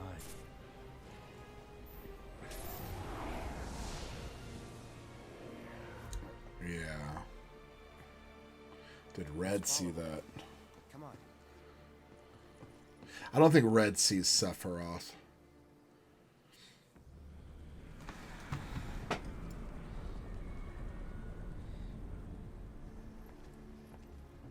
We must be close by now. How much longer?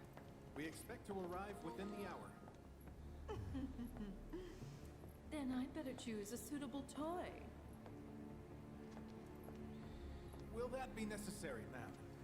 Of course it will. I'll make sure that it is.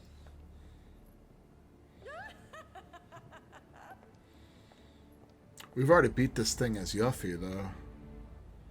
That right there is interesting, though. Okay. The shadows beckon. Well, you know what they say about staring into the abyss, right? So funny, like, I never liked Nietzsche in my undergraduate just because the faculty member that taught Nietzsche, she was horrible. She actually tried to change the rules just so I wouldn't get the A that I deserved. Like, and when I say deserved, I mean like I earned the percentage for the A. But because I made an argument daring to question the great Nietzsche, she was like, no.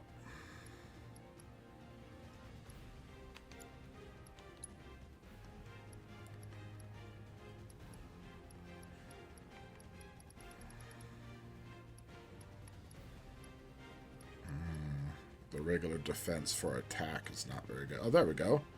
Outlaw Bengal. Alright, how you doing, Red? Outlaw Bengal would have been good for him. Is there an Outlaw Bengal here that I can buy for him?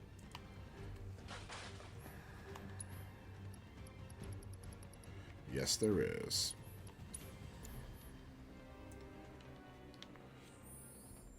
Hit the right one that time. Look at that. He can be taught. Look at that. He can be taught. Outlaw Bengal wasn't very good for him. The illusionist armband actually gave him way more magic defense. Sucks. I swear when I looked at it, it looked good. Magic defense at the expense of regular defense, though. Okay. And your silver collar's still the best. Well, you still have Chilling Roar. I'm gonna have to like do this so I can move on to that. Okay. Chilling Roar. Alright, now what do we have? Bio, Blizzard, Arrow, Thunder, Cure, Fire, Fire and Blizzard, and Arrow. Okay. I know we have Cure already. Yeah. Oh, Revival. Nice. Red has Revival. Lightning's good. Ice is good. Fire is good. Looks like we have every element taken care of. Not poison, no. Okay.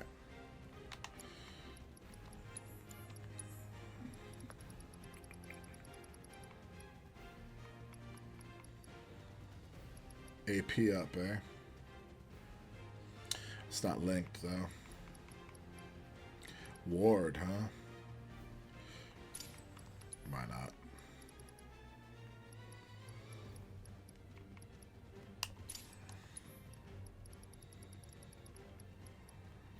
Morph, enemy skill.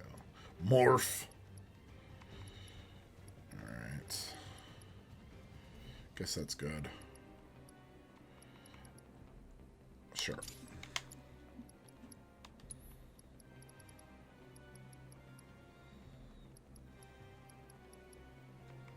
Another HP up materia.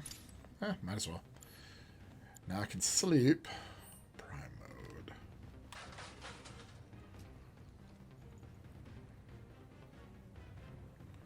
I'll just follow the whispers.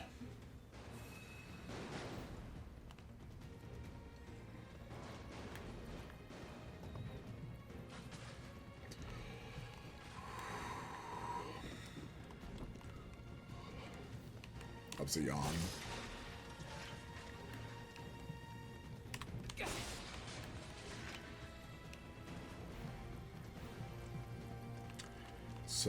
need to make sure to master Red's AP. Okay, perfect. Get ready. Take the lead. Be at peace.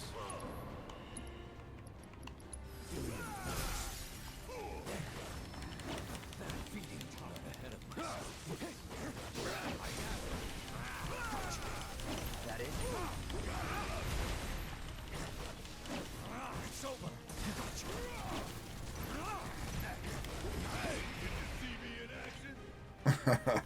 Barrett. Did you see what I did there? I gotta admit, I'm kind of like that sometimes too. Yeah, did you see that? Did you see that? Oh, they want us to go this way. Okay, backtrack. Craving validation. Craving validation.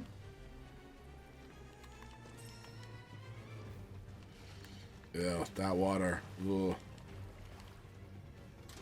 What is this? Crystal Sword. Oh, man, oh, man, oh, man. I was really enjoying this Buster Sword, too, but here we are. Oh, my God. And I lose all of that? For what? I lose all of that. So, what's my material look like?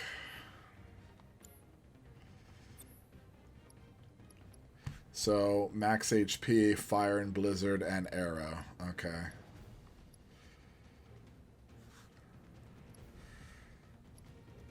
I have the HP up here, so that's not too bad of a loss. Item Master, increase item efficacy. Okay. Assassin needs to stay. Healing needs to stay. Fire. So I'm going to lose Fire and Ice, which I want to put on somebody else, and Wind. Okay.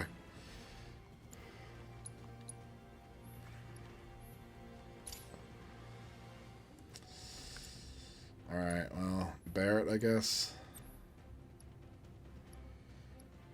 Yeah. Fire and Ice. And what was the other one? Arrow? I think it was Wind. Keep going just in case. Healing is good. Okay, healing, Cloud still has. Revival. Ice. Good. Wind he has. Lightning we have. Poison we have. Okay, then I can just leave this on then. Fire and Ice is good. I'm so gonna use that as many times as possible right now though. Let's see. Which is the one I don't use? I don't use Focus Thrust, so Triangle. For Infinity's Edge. Infinity's End. Okay. I'll get that done as much as possible. Hopefully I can get it back. Get that other sword back before the boss battle.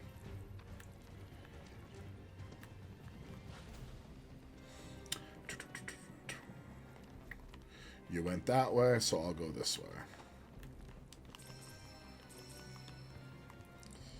Like, he should legitimately take damage from this. That water looks disgusting. Okay.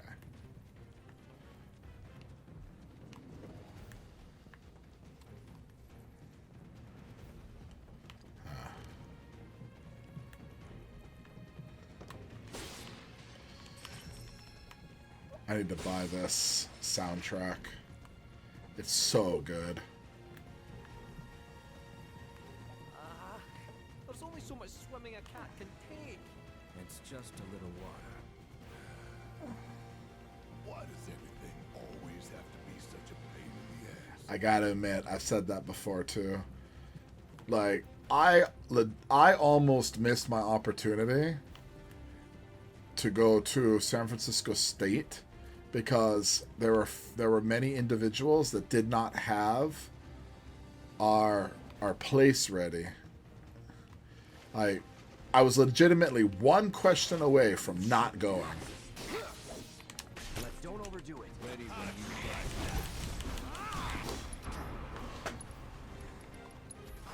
You ready? Bring it home. Let's do this. Infinity's Edges too. That's a shame.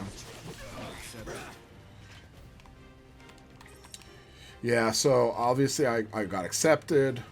We were about a month away from going. But at that time, like every little thing that could go wrong would go wrong in my life. So I ended up triple checking and calling. And they said they didn't have a place for us.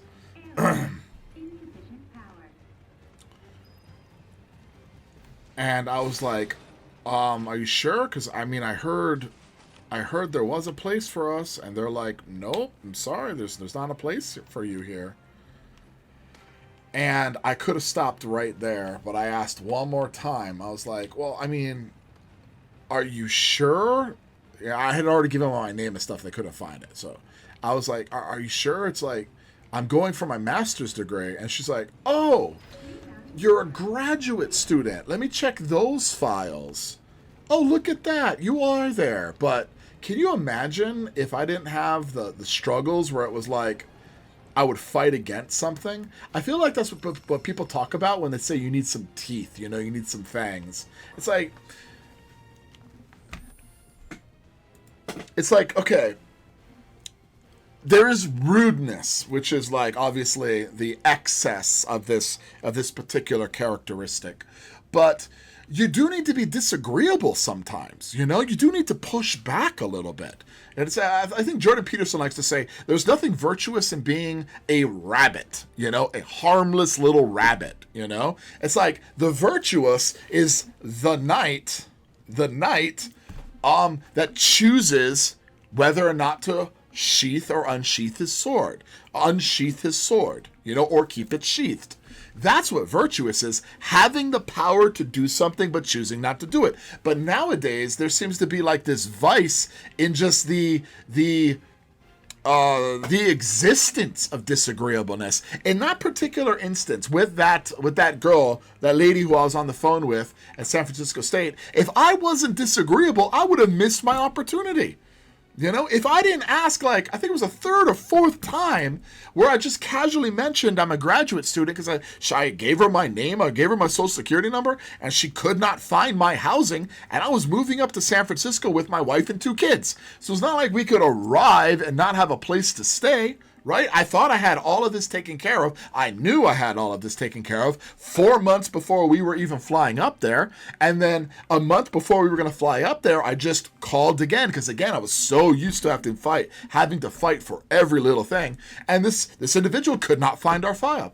Told him my name again, could not find the file. Said, I'm sorry. I can see like you're a student, but I don't see that there's housing for you, you know? I don't know if she said like I could see you're a student. It was something to the effect of like she could see my name in some file, but nothing saying that we had a place ready for me or anything like that. And then it just took like 3 or 4 pushing back and not getting off the phone when she clearly wanted me to get off the phone already. It was like, it took that pushing, that one more push. You know, it's akin to the meme that you folks see of the person digging through the tunnel and then walking away when the gold's right there, you know? It's just that one more time. It's just that one more pushback where she figured out the information that she needed by me casually remarking that I was a graduate student and finding that there was, in fact, housing ready for me.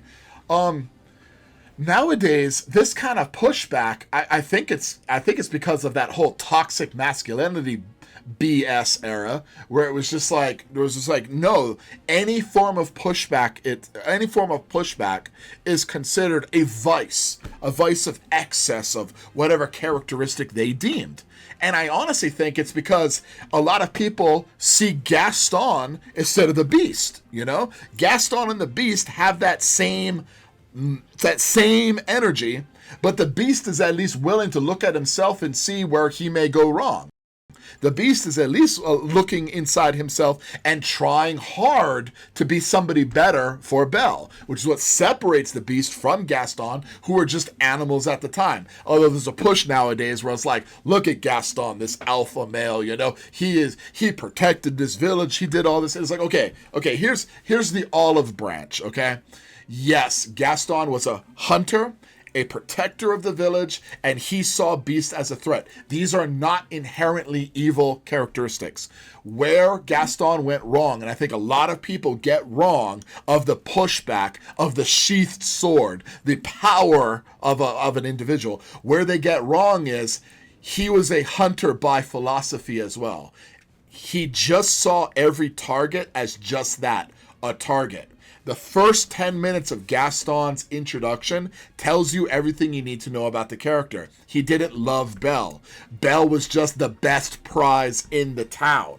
And so he wanted the best prize. He didn't want the easy ones, which were all the women who were fawning over him. He wanted the most difficult prize. But he didn't want the most difficult prize because she was inherently good. He wanted the most difficult prize because he was a hunter. So he wanted the accolades, he wanted the aim. He saw her as a price tag. A price tag as the most coveted item in the town. And he only wanted to seek her out for that.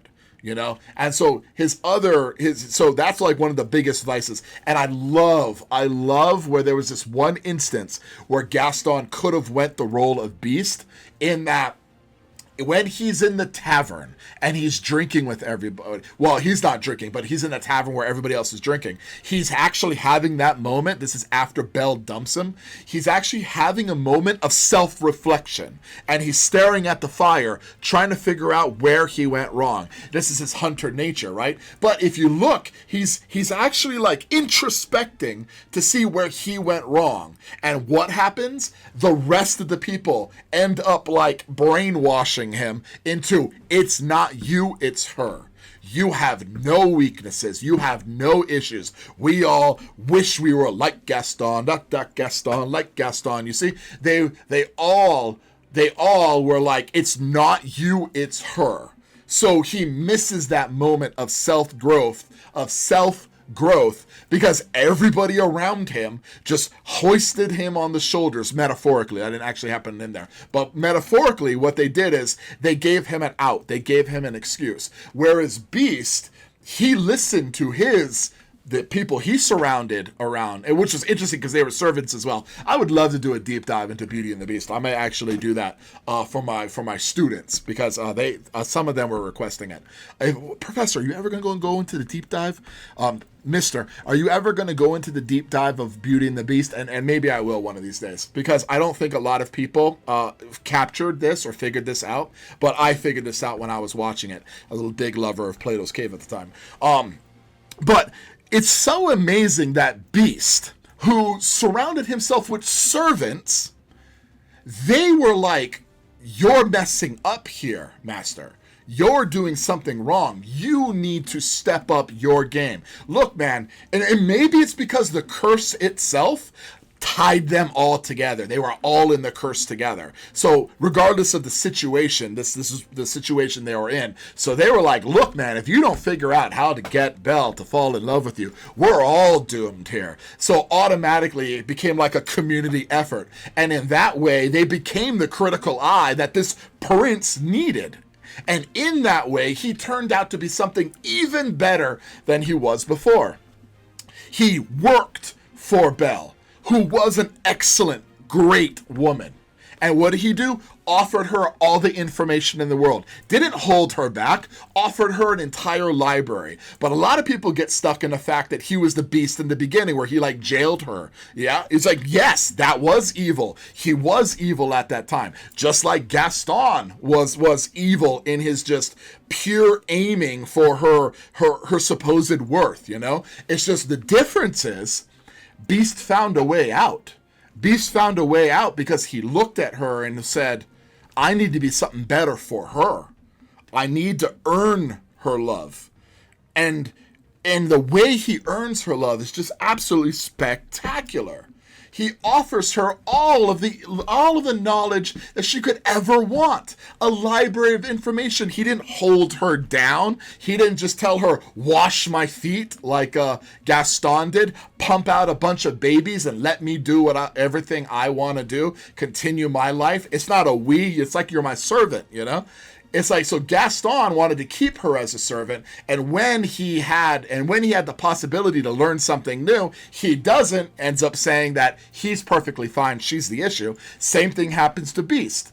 Same thing happens. He goes through that same kind of scenario, except Beast looks at himself and says, where am I going wrong? I'm not going to hold you as a slave. Freeze her. I'm going to offer you all of the information you could ever want. There it is. And then at the end, when he's falling in love and he's looking at the curse, he's staring at the curse lasting for the rest of his life, he says, you can go.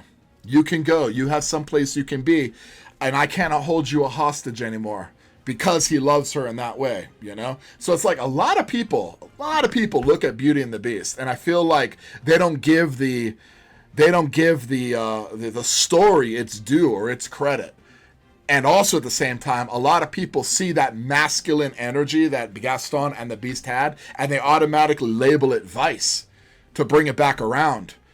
It's not a vice. There's obviously a vice of excess, but there's also a vice of deficiency. And people who don't fight for things end up succumbing or seceding their will and their path to other people who are not as invested in their path as they should be. Right? It's like ceding your path to somebody who does not give two shits about you. You know.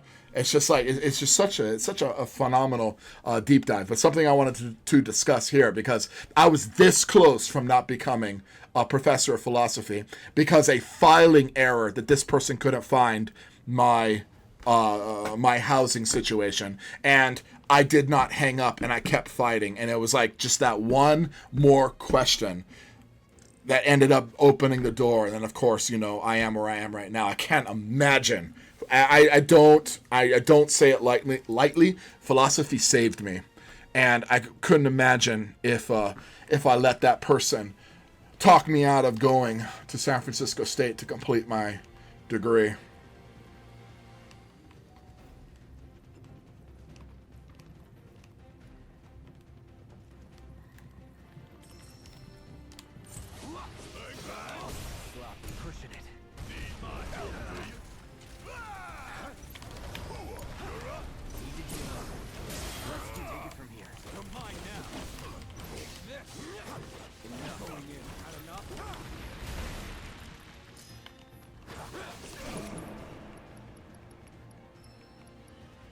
Wait. Didn't I need Chilling Roar?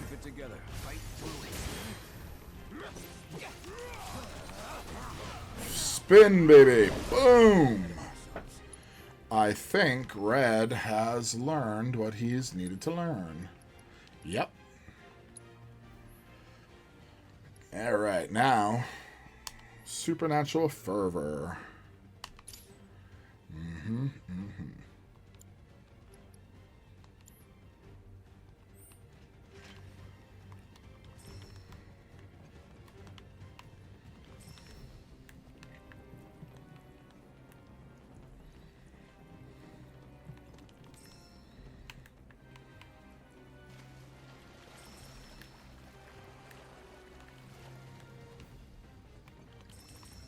Good guess.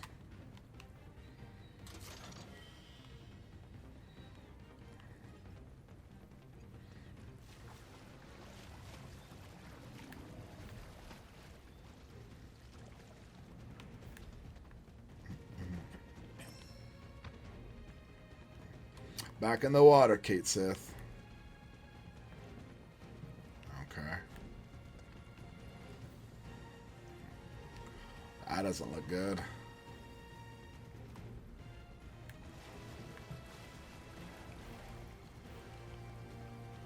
Alright, so this is the way I'm supposed to go, right? Aha. Tried to hide it from me, did ya? You gotta wake up pretty early in the morning.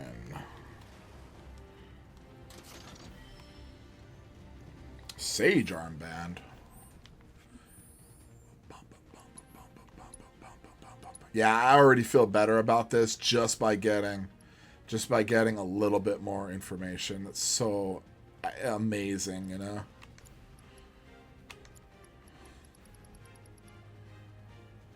Sure, Kate Sith, you can have it.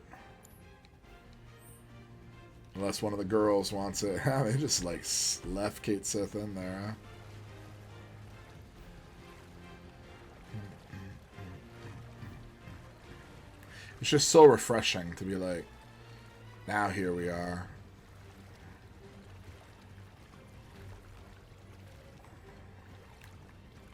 Can't go up there. Over there. Okay.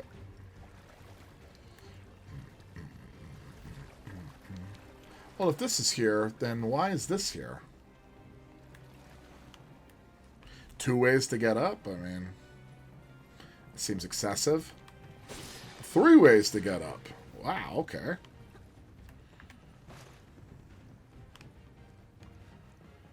They're really dumbing things down, aren't they? Ah, I'm just not hitting it fast enough. There we go. I jumped into that like a moron.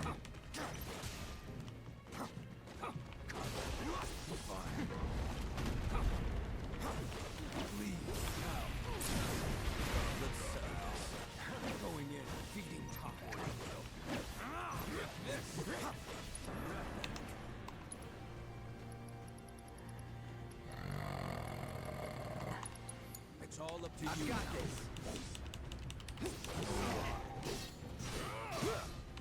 Here we go. Keep it together. Leave it to me.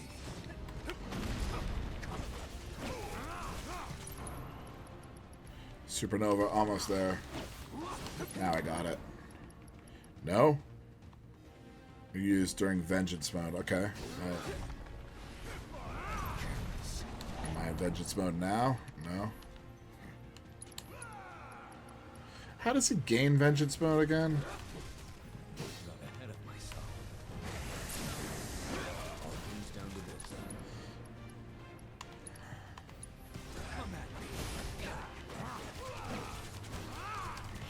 I'm clearly not doing something right there.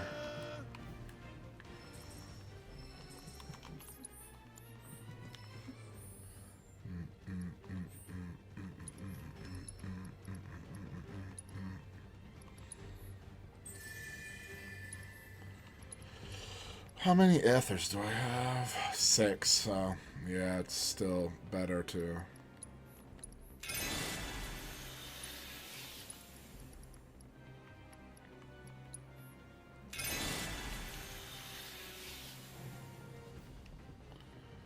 So, for red... Is this the way I came? No, I popped up the... There we go. What a surprise.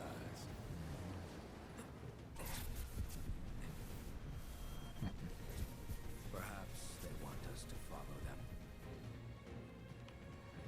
Yeah.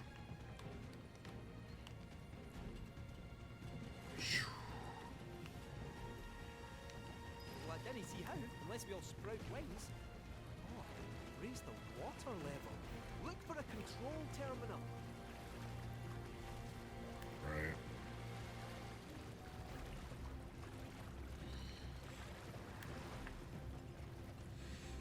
The voice of Kate Sith really reminds me of the British guy in The Mummy. You're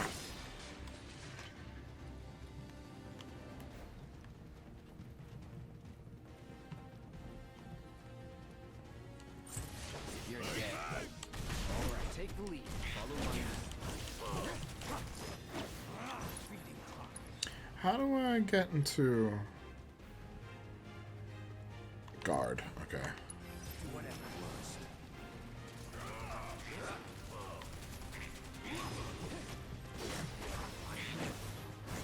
No time to waste. So I need to guard to get into vengeance mode.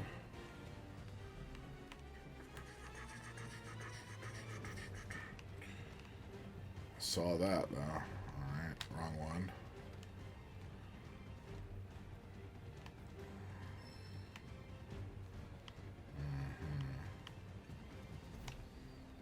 Okay, I need to move this. Okay. Wait. Interesting.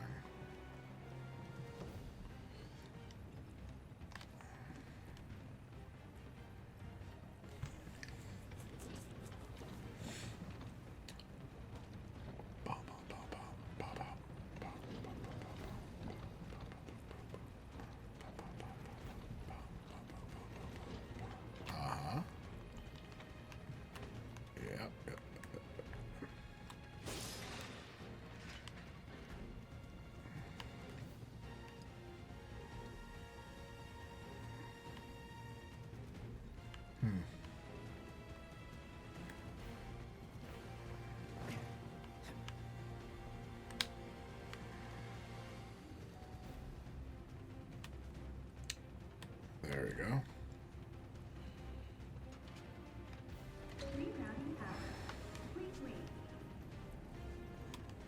Can I move? Thank you. Drainage system activated. Evacuate flooded areas immediately.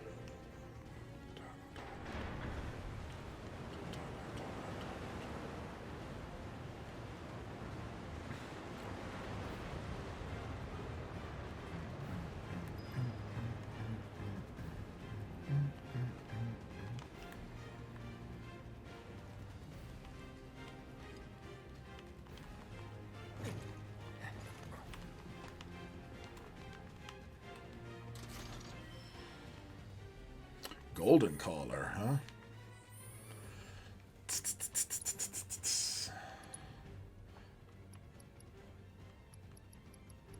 Oh, that's a weapon, isn't it?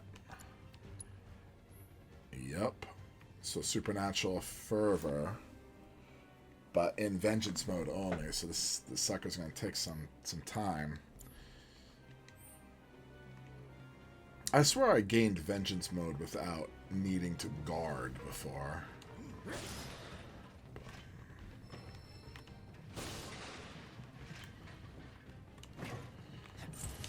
No holding back. It's on you.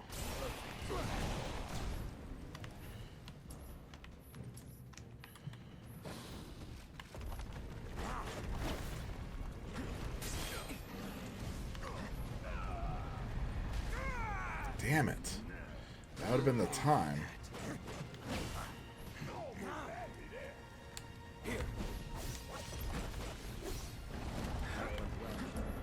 What is this block? Is that not block? Okay, where's Cloud? So, okay, L1. L1 does that, though, for me. I don't understand. What am I doing wrong here?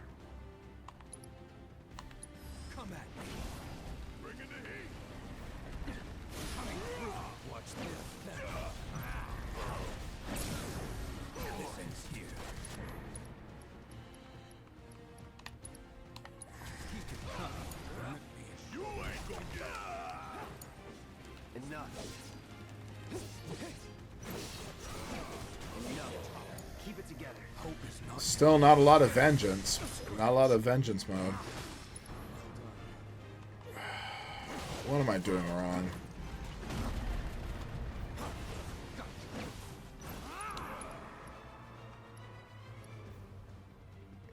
Guard against attacks to greatly increase.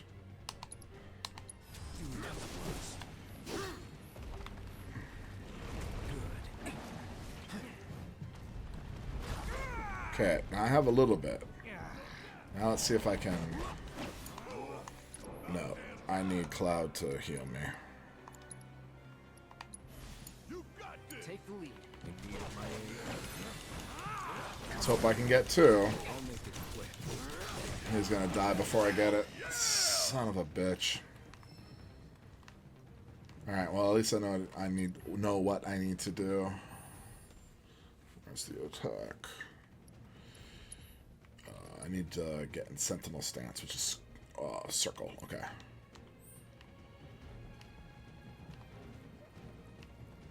Okay.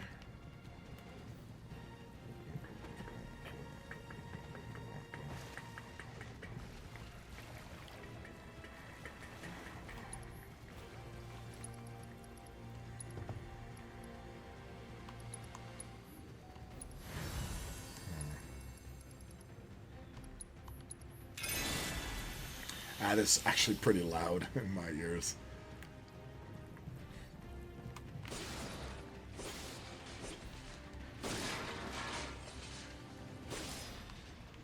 Nothing behind. Door number 2. Okay. Pardon me for asking. We wanted to fight alongside us. Aye, but what for? Who are you looking to use it on? Sephiroth. While we're at it, might as well take down Shinra too. The company again, but Sephiroth? The man's been dead for half a decade. Maybe. But he's back now. And you'll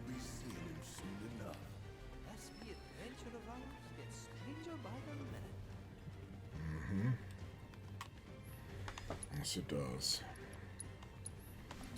My high potion curse keeps continuing.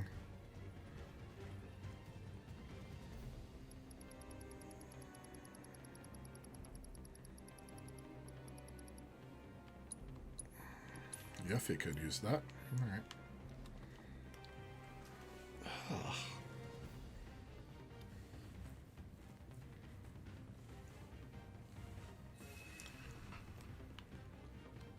Alright, so I need to go into Sentinel mode to build up Vengeance mode.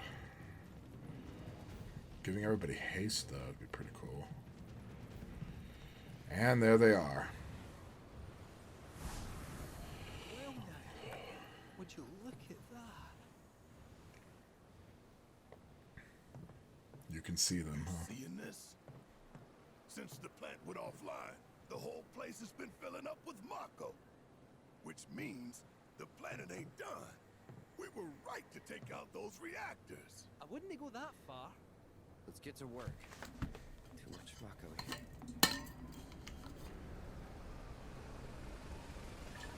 Oh no! That's a Ravnica! Shit, how did they...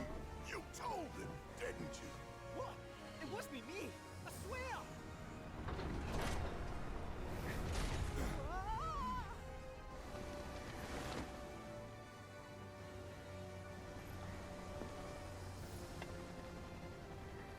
Well, Mako attracts all kinds.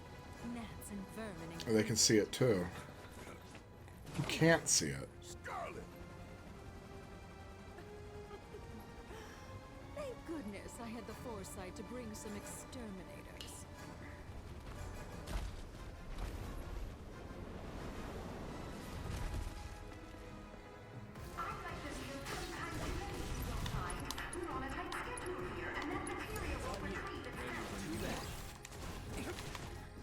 Fire. Going in. Got enough here to take over.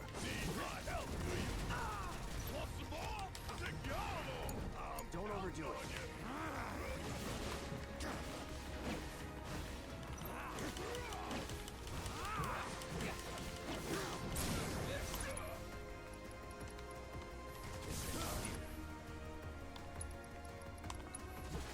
Make the most of this. Call upon the power of slumber. Yes.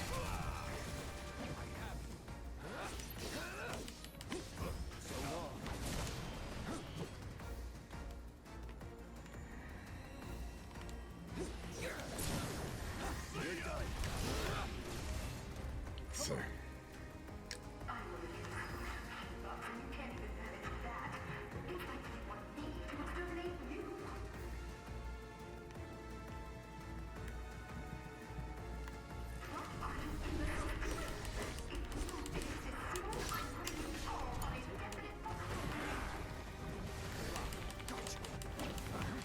Oh, that was a good hit. It's over. You ready? Let's do it.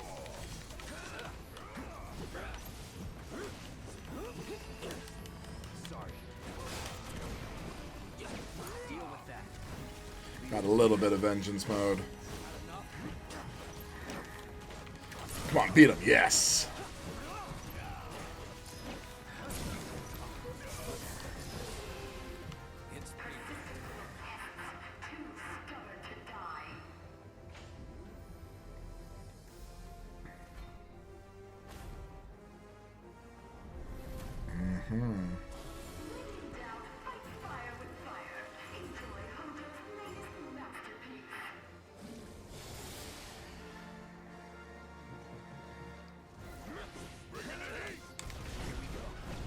Oh, the music. Stay calm.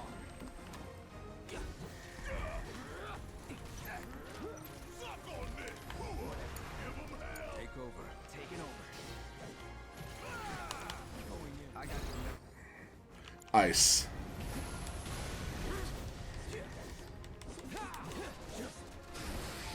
Get out of the way.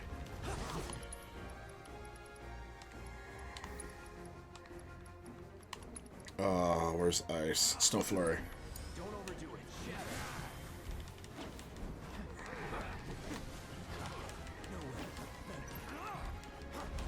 Oh, you know what we're doing with red here. Hope. Damn. Move. Vengeance. Okay. Supernatural fervor, baby. Ice.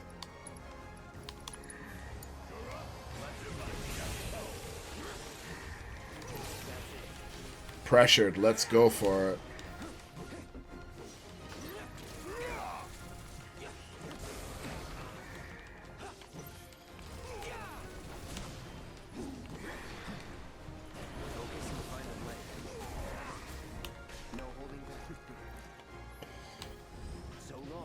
Oh, I missed. Yeah, that was a big hit.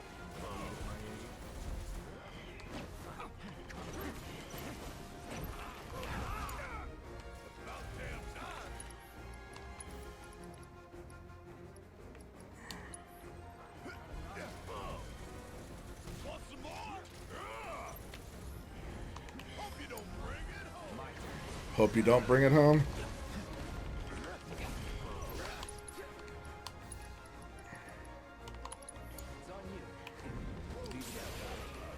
Pressured.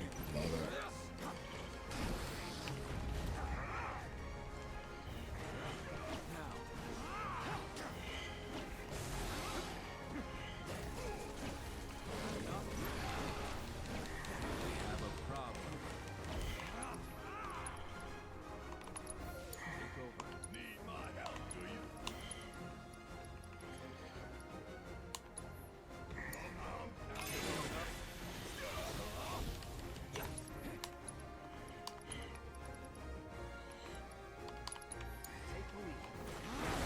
Ooh, that was a big hit.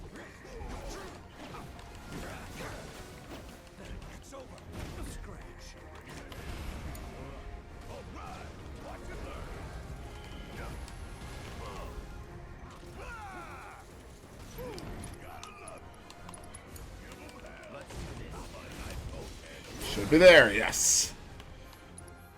I want him to do his big infinite edge.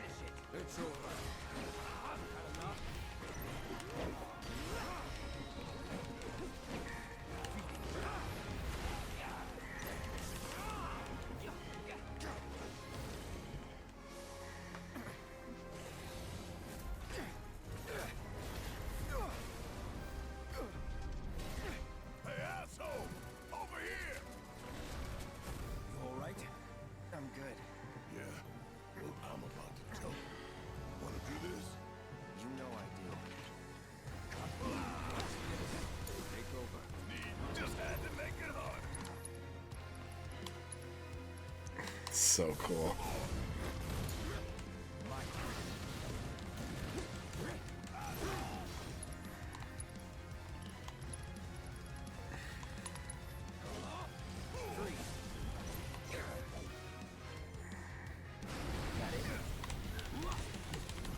Brace yourself.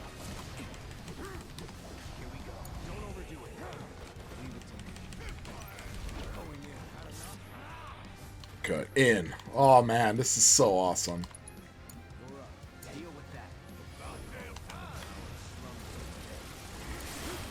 My turn. Sorry.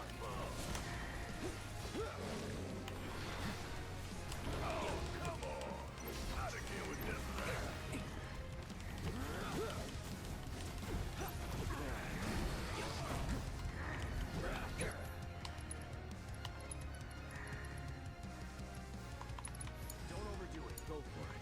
Run my help, do you? It's on you. Follow my lead. Now. Going in. It's over. Care to try it. Keep it together. Taking over.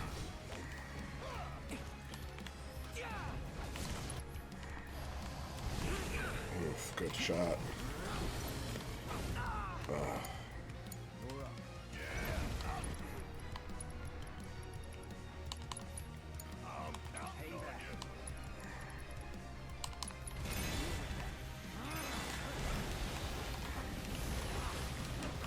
Oof, good hit.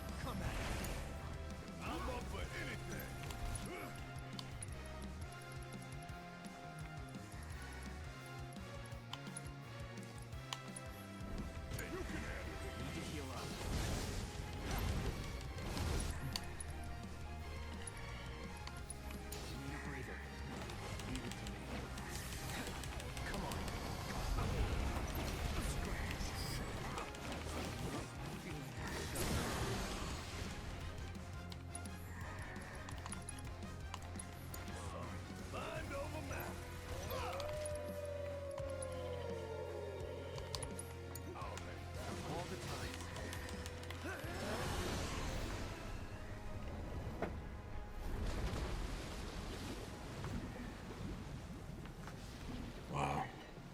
That was great.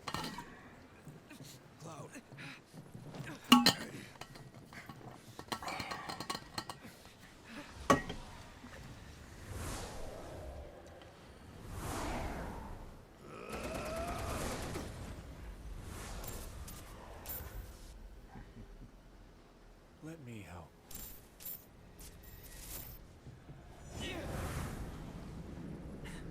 You alright? They're all just controlled by Sephiroth, huh?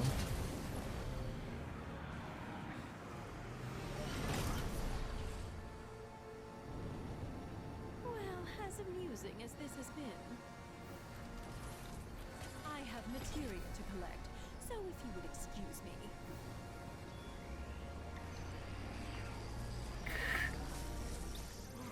Time to die.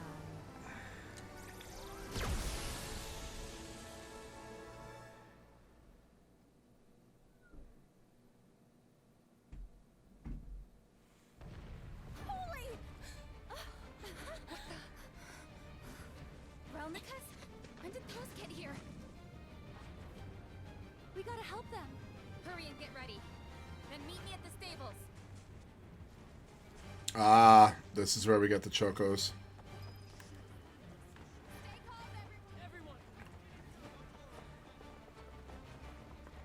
Take the chocobos. Oh, look at these cuties. And just in case.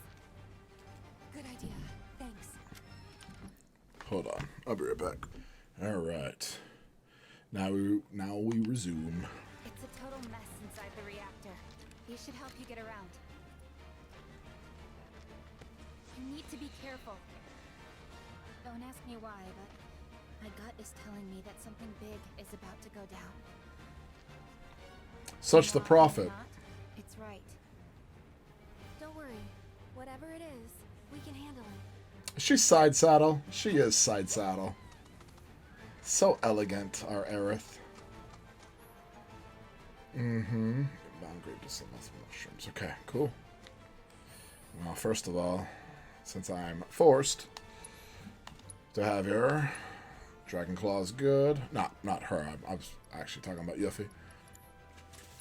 Abyssal Bangle. Anything better by now?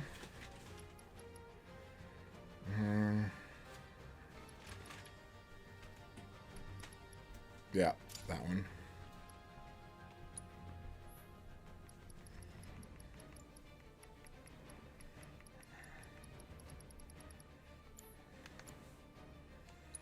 Wizard. The Wizard Rod. You know you are a wizard, right, Aerith? 11 and 30. That's a good one. Magical earrings. I think that's still her best. But boy, oh boy. It's a lot of HP gain right there, though.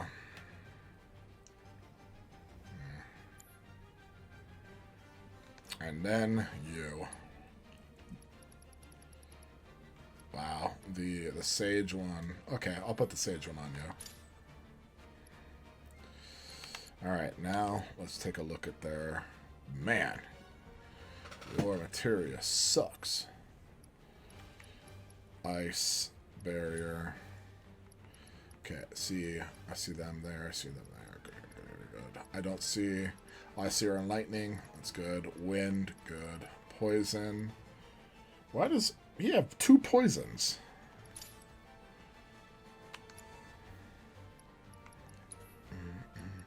Good. Healing. Let's see. AP up might be nice. That's just linked materia, though. It's not linked. She could use another HP up. Well, for its Aerith, let's do MP up. MP up by 10%. Well, then, if the magical earrings only go 5%, well, then I'm going to give her some defense, then. Yeah. Let's see.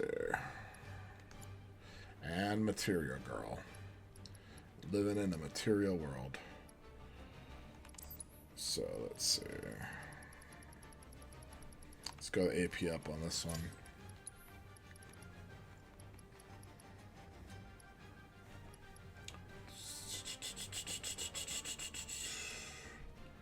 Lightning is good. Wind is good. Poison looks good. We just got insta-death.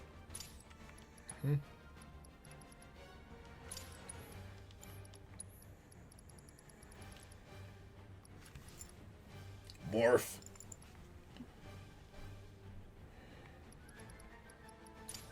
Alright, what is that?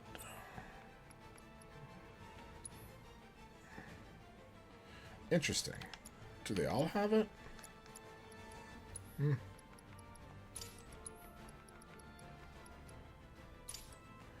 Why not? Okay. Wait. Yeah, they all have it, except Kate Seth. Alright, girls, let's go.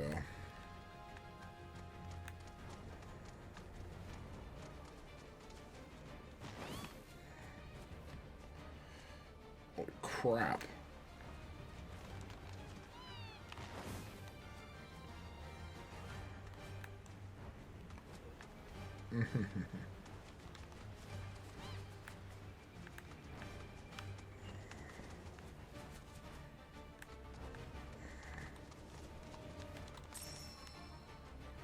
Get out of the way. There we go. Ooh. I remember this one.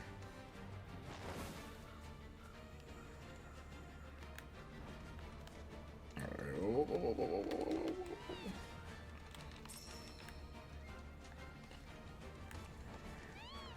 Boom.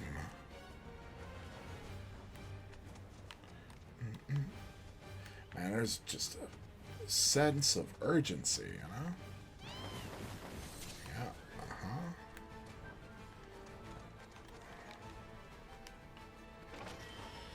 Sapphire. Honestly thought there would be... Oh. Almost missed you.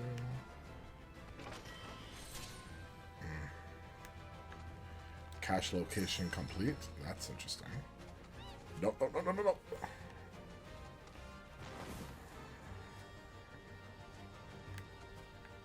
Kudos.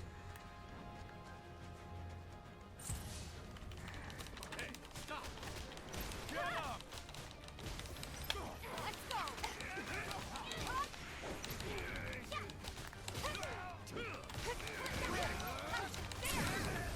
Give me your all! Keep messing that up.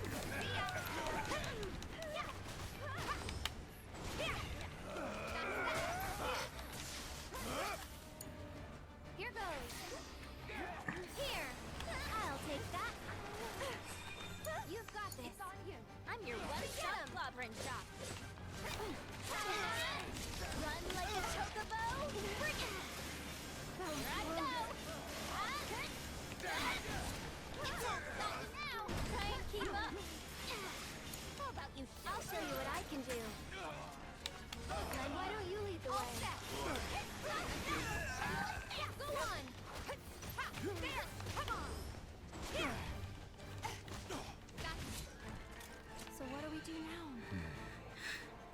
Let's take the helicopter.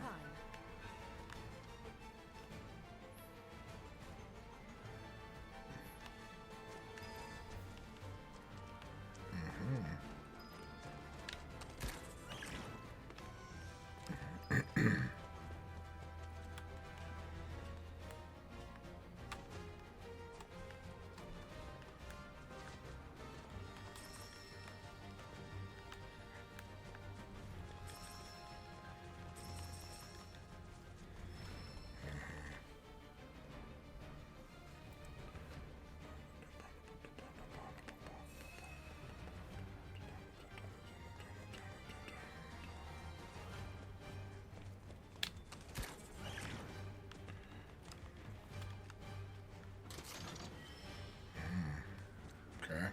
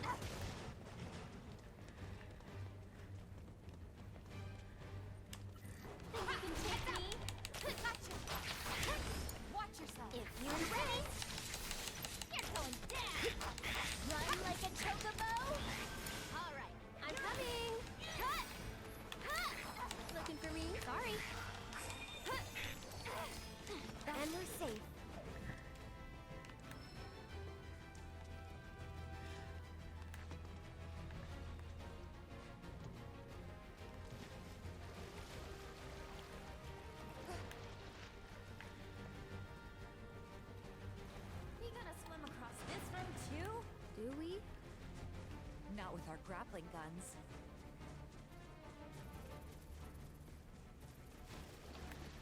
Or I guess not. Or I'm just not finding it.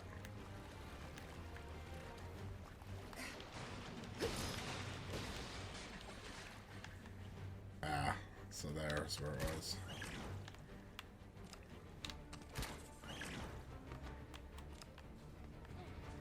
Well, a bunch of them around, huh?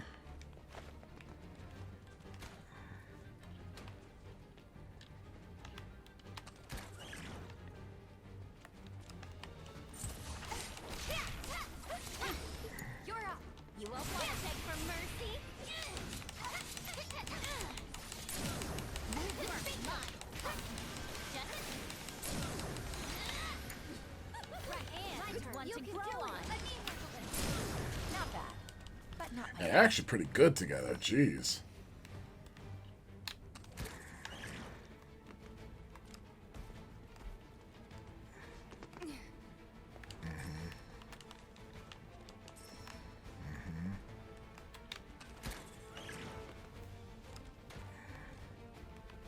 I see you. I see you.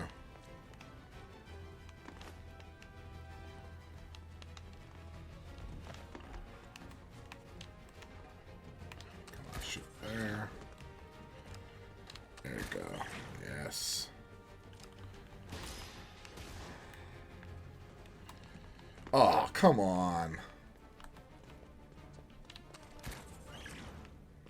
Try that again. There we go. This will be somebody's weapon, right?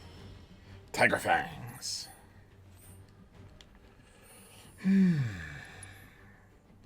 Tifa's Dragon Claws. I still need Star Shower. Okay, I need to put Star Shower in her. Oh, Exo work. And Chi Trap. If I was just to do that first.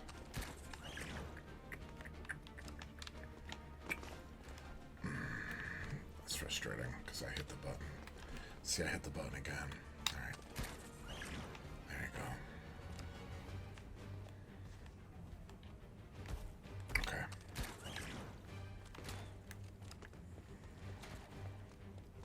Okay.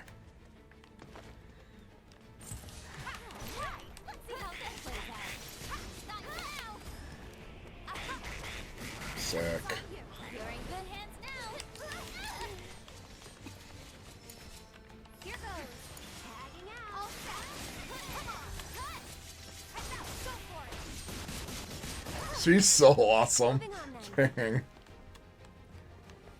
Oh, man.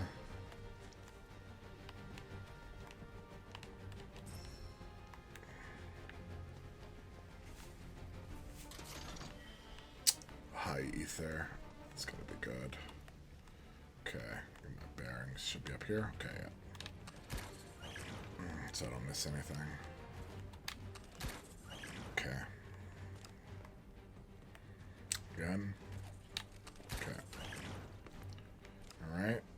Anything behind me? Whoa, another one? Where are you telling me to go? Just there? Guess so. This is gonna be a good battle. You sure you want to fight? Okay. So it's my turn? You can do it. It's on you. Here I go. Here I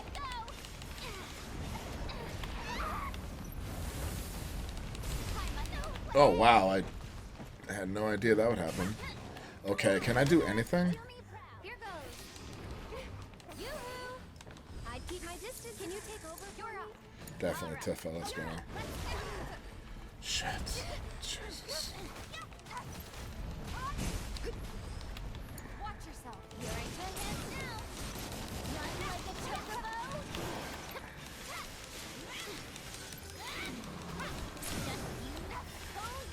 Stab like a tonberry. No surprises there. Took a lot of damage that time. She's gonna need a little bit more help than that, though. Okay.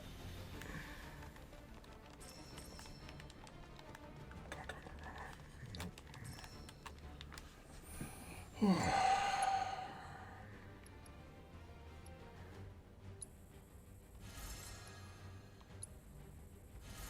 It's not even a good one, but oh well. Mist High Potion. Very good.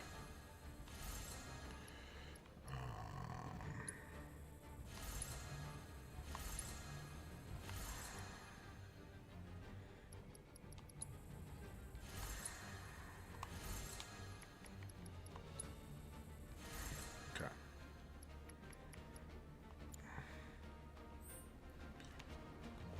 Alright, get my bearings. Nothing up there, huh? How about here? Nope. Here? Nope. Alright. Non-grappling hooks. Okay.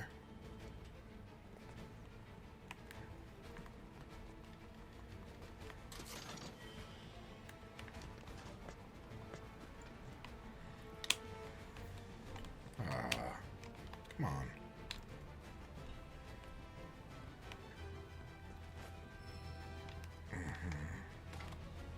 So, what? Up there? Okay.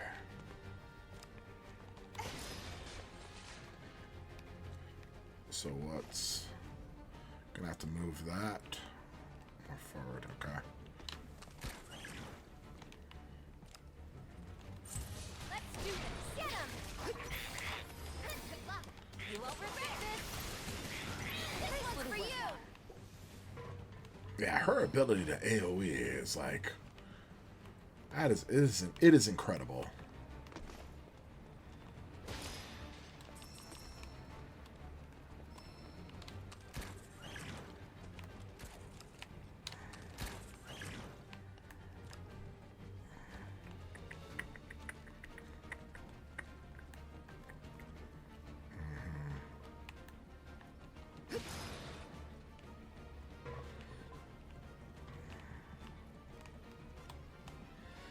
Thought that looked like a chest. Okay, that's not it.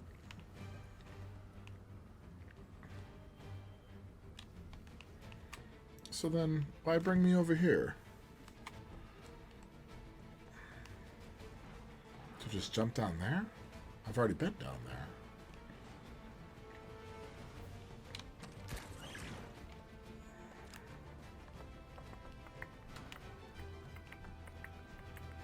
Well, that's that, right?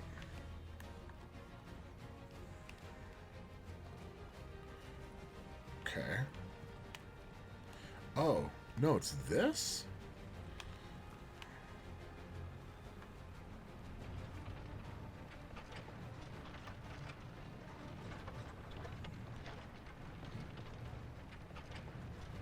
Okay.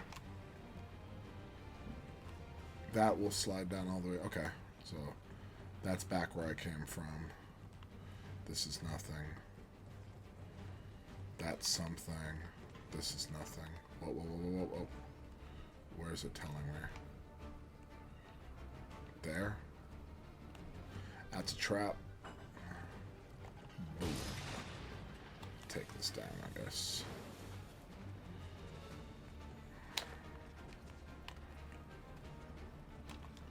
Okay. Insufficient power. Hold. Don't let go. And then hit the triangle. Rerouting power. Alright, very good.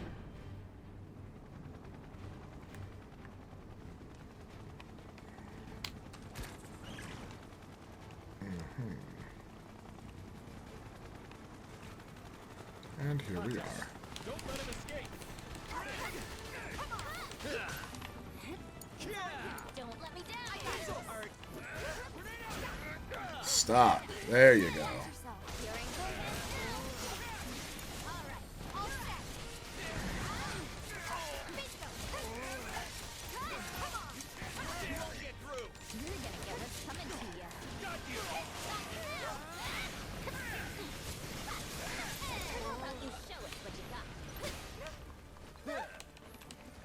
Lend me your strength. You can do it. Let me handle it. If you insist. Here I go. Run like a chocobo. How you like this? Stop me now. Don't let me down. Let's go. Gotcha. Finish him off. Keep it up. One more. Get lost. Give him hell, okay? You're gonna get one ready to mess him up. I can help too. Gotcha. There. We're done here. And catch. Take that. Look, can you take over for me? Bring it. That's it. Come on. It's on you. Here I go. Run like a chocobo. All right. I'll take care of him. Bye.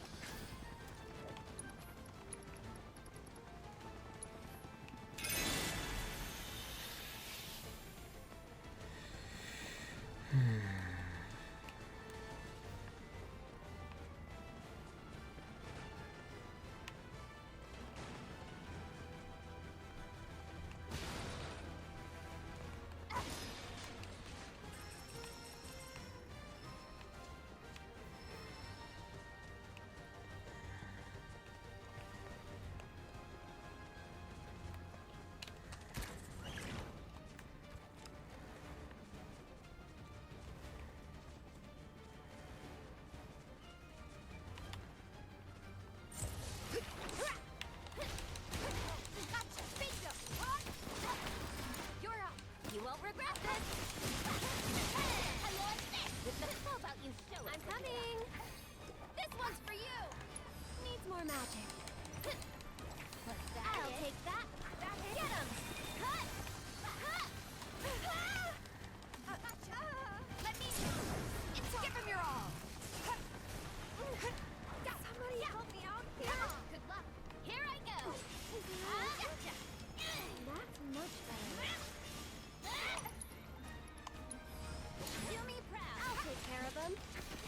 One more shot. It's your turn. All set. Enjoy the ride.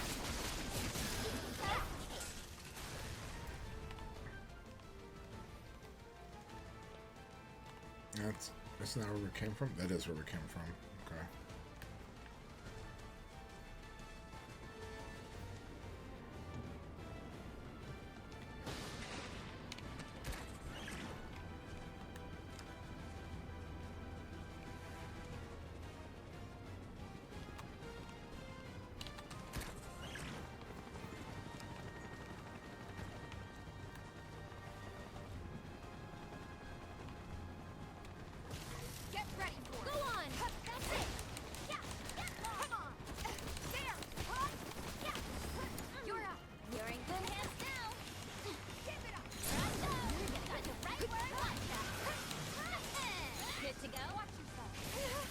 Ah, shit.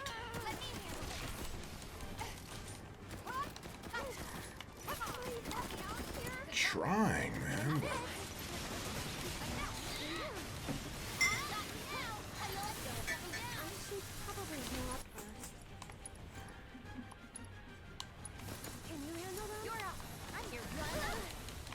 Oh my god, every time I go to hit, man.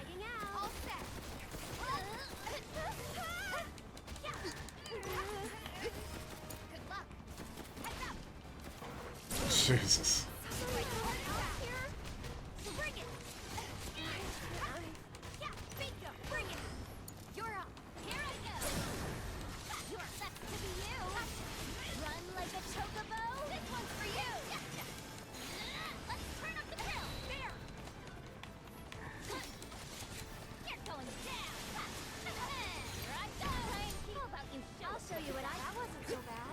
Oof. Yeah, you guys almost got your ass kicked there. Oh.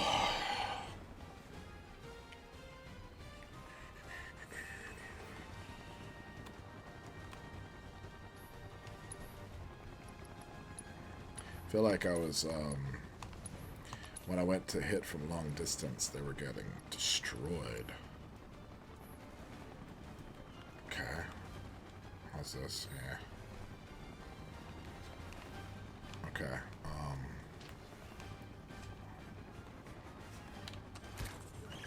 Guess this is the way.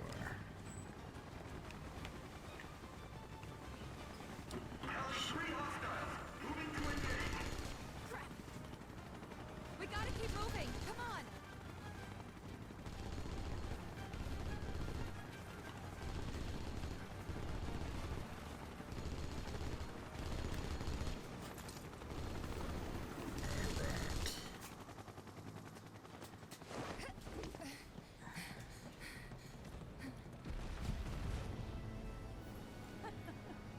Hey, it's that hag!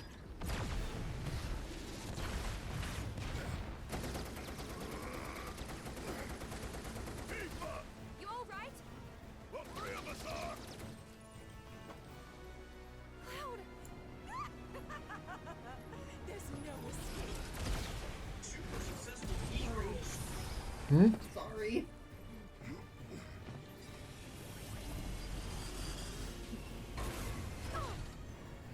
Who did that?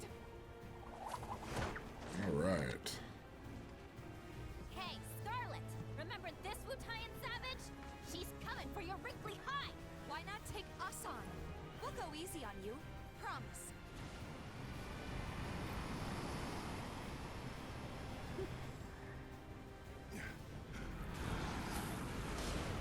My sweet child. Mocking a person's physical appearance is tacky and beneath me. Instead, I'll simply carve you all into pieces bit by bit. Oh, here we go. Boss battle for the girls. Alright, so let's get Yuffie in here. Alright, you're up! I'll take care of him. Try using it. Here it comes! Can you take over, please? Let's go! Bingo! Watch yourself! I'm your one-shot club right now. So sad. Here I go! Anybody have a cess? Because we need it. Yes, we do. Electricity. It was actually a very good dodge right there. Good to go? I got her. No. It's on you. I'll show you what I can do.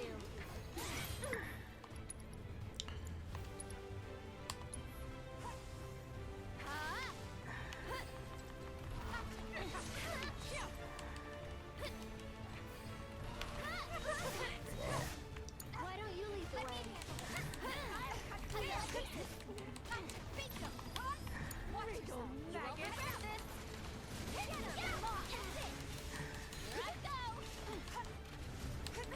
Oh, that was the wrong time to do that.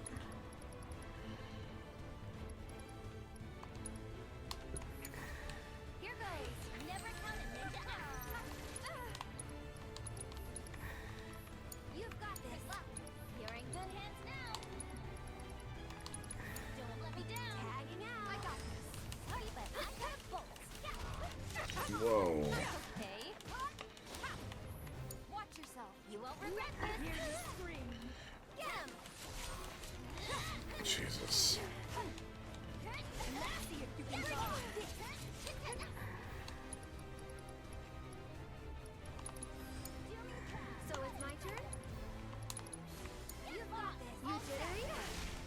There we go. That's working better.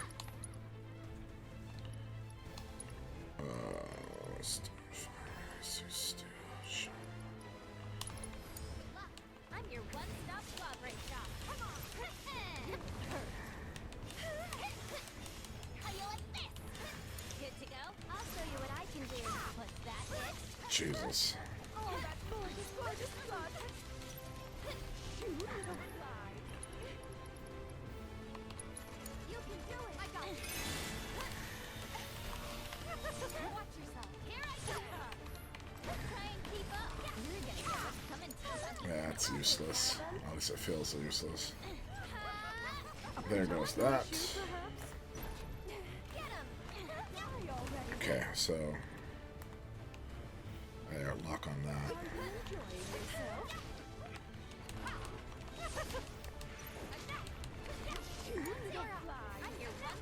Jesus.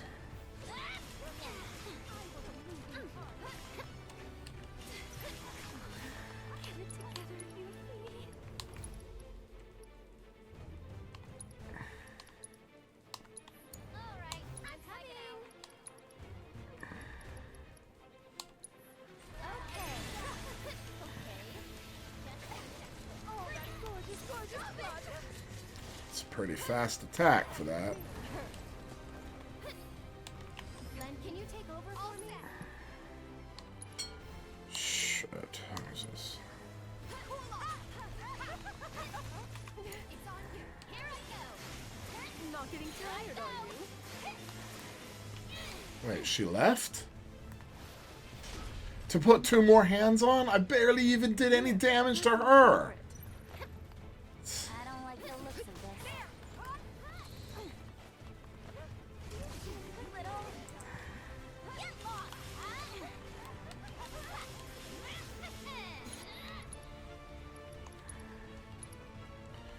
None of that's gonna help right now.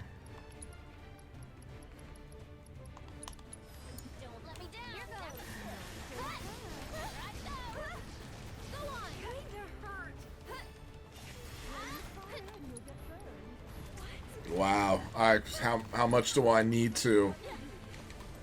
No.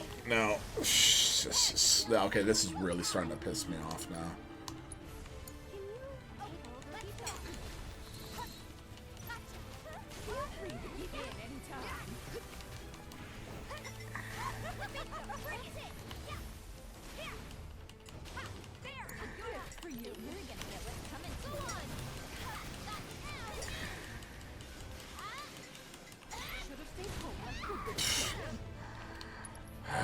When I finally go in. I'll show you what I can do. This one's for you. Oh, good hit. That's it. Here it comes. One more shot. Keep up. I'm in. You're in good hands now. Here we go. Back does it. It's coming to you. Not a fan of my handiwork, I take it.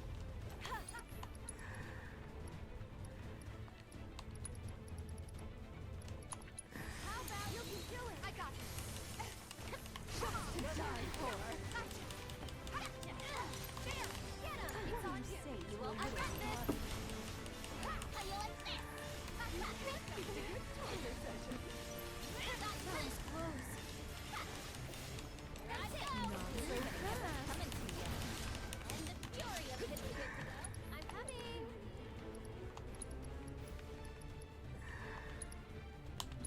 Can you take over? Let's go.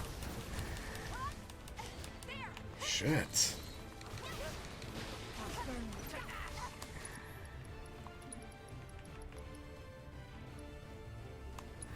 Okay, you're up. If you insist. Should have stayed home like good little children. Run like a Mara. I'll take care of him.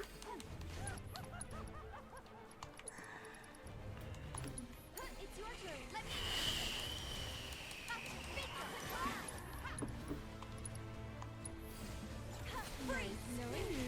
There we go.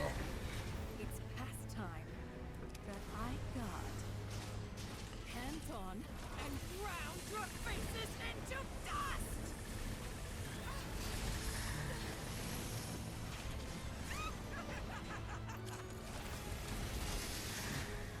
Wow, 3 forms, huh?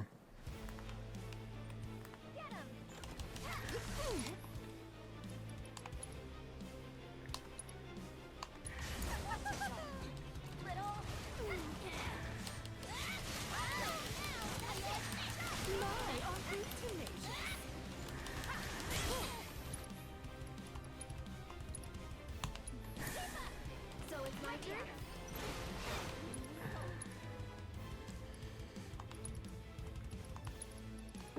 Yeah, it's just cure. Why don't you lead the way? That does it! Insolent vermin! You're gonna get what's coming to you.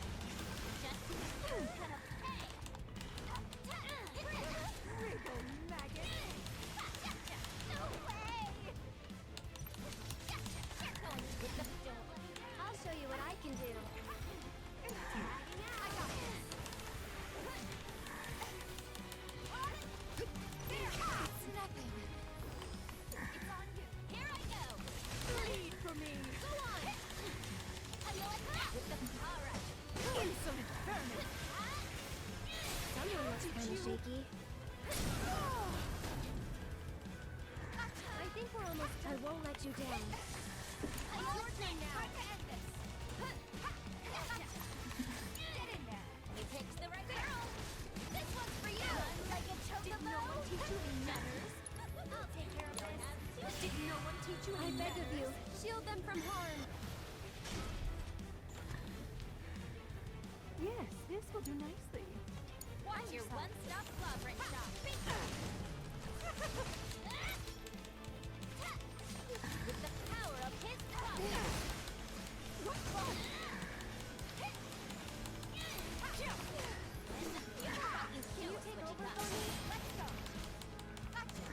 You'll be nothing but a scorch mark when I'm done with you.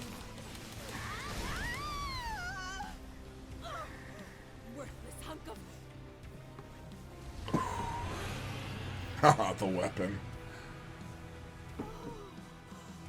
It's gorgeous. And about to be all mine. Get back here. I don't think so.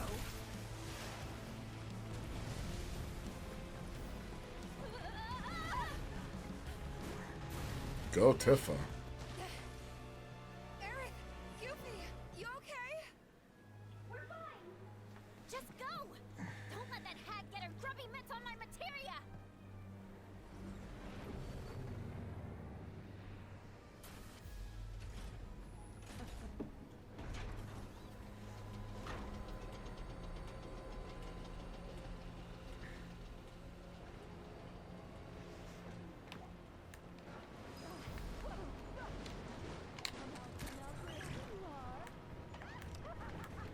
Oh, just Tifa, huh?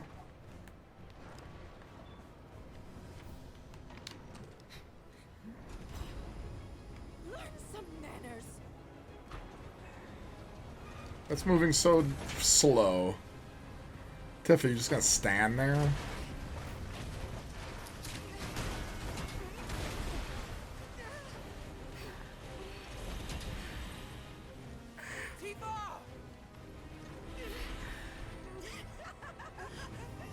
Lie like the nut you are.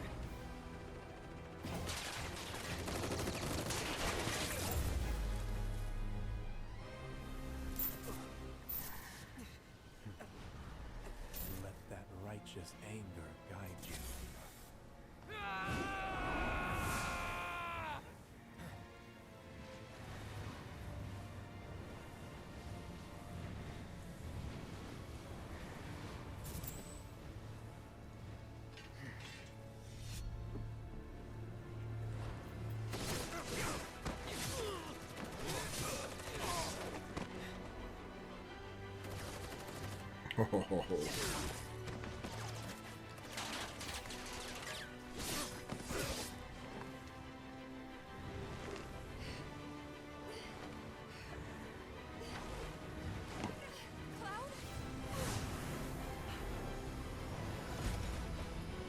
Withdraw.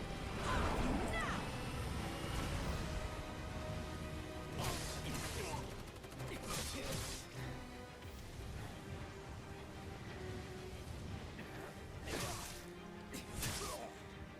Oof.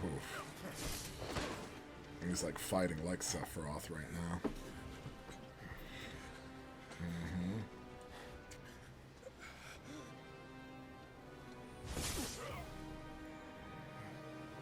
Cloud, stop! That's enough!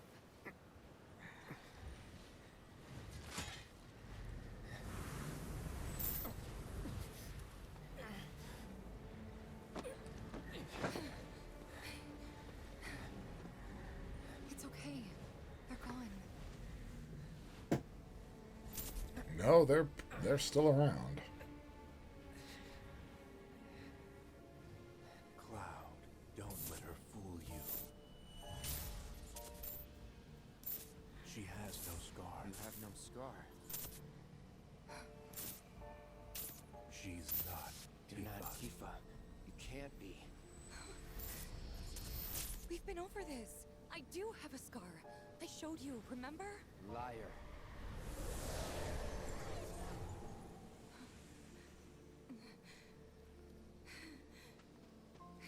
All right, look!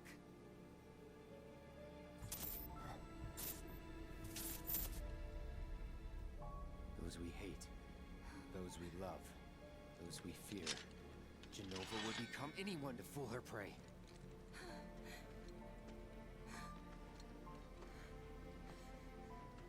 Don't do this!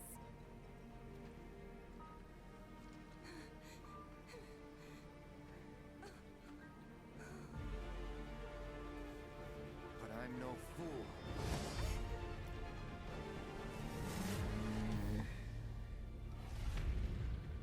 Whoa.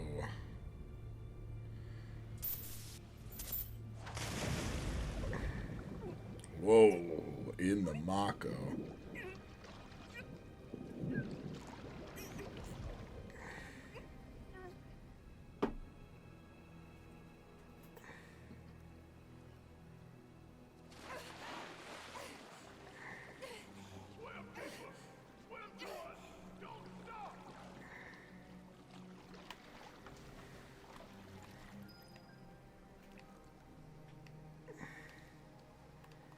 A lot different than the Cloud we saw before, who like almost did it, right?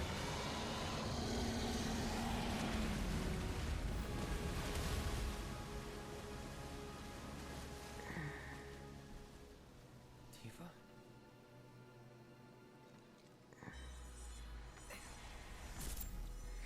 All right, look! Yep, you just did that.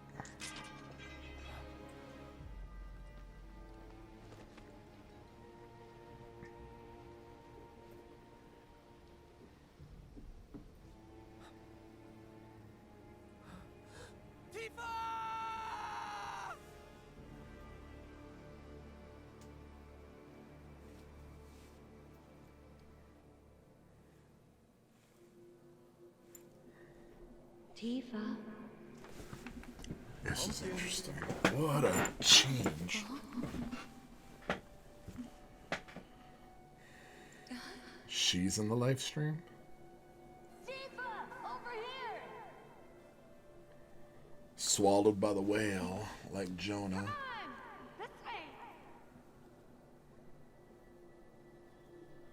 You knew they weren't going to kill Tifa. Let's be real, guys. Come on.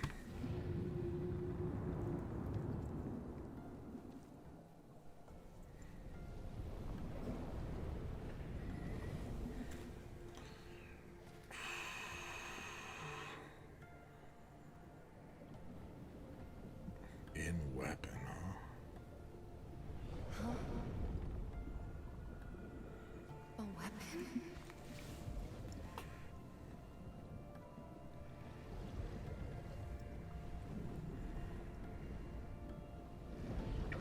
Swimming in the live stream. Well, this is just a Mako, yeah? She's not actually in the live stream.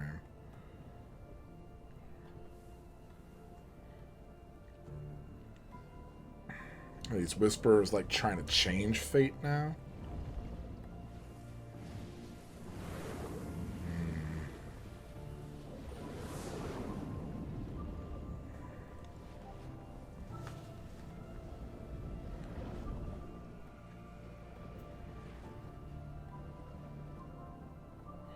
gathering place. Whoa.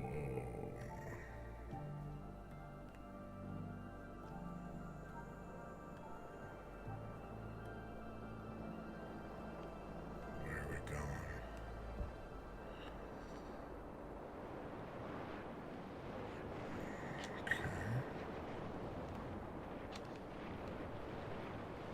So it's like, what, right or left or something? Okay. It's like pushing through.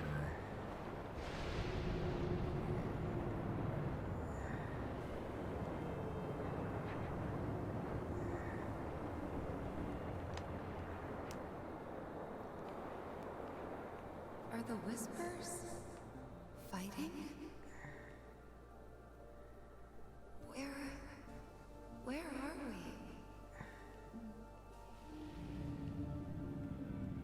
we? In the wellspring of the collective unconscious. The life stream?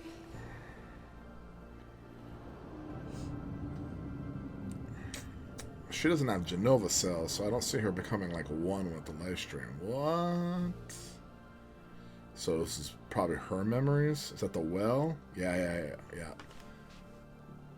Relive your memories. Okay. Okay, here we go.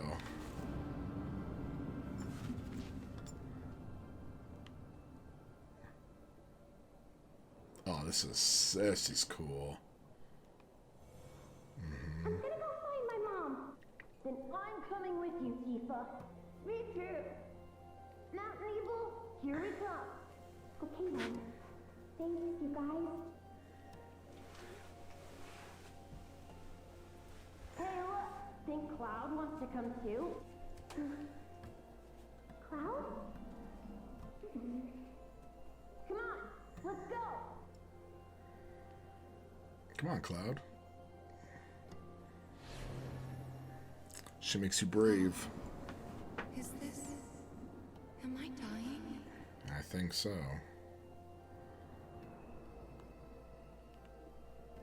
Oh, this is... wow.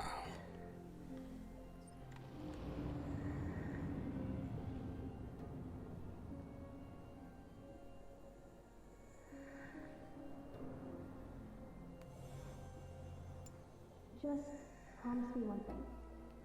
When we're older and you're a famous soldier, if I'm ever trapped or in trouble, promise you'll come and save me. They never motivated that Heroes do. They save people. she cared much about him when they were young.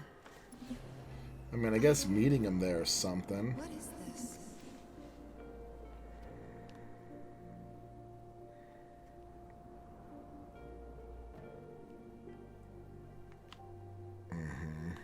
The bridge.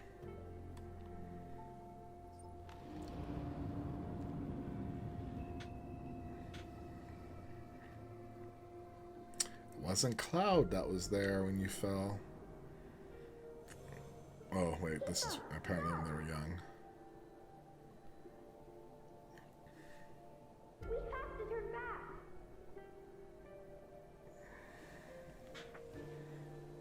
You're not gonna find your mom here. She's gone.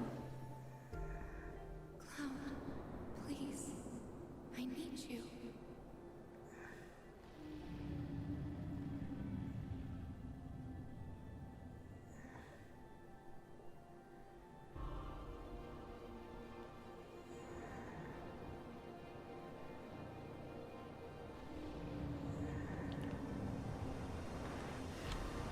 What is going on?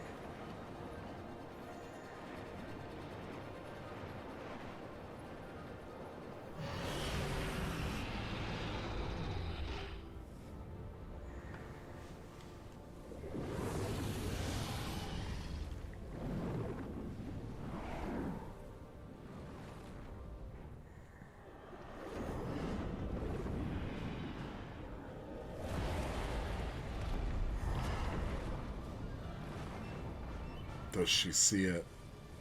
Does she see him? Sephiroth? She does.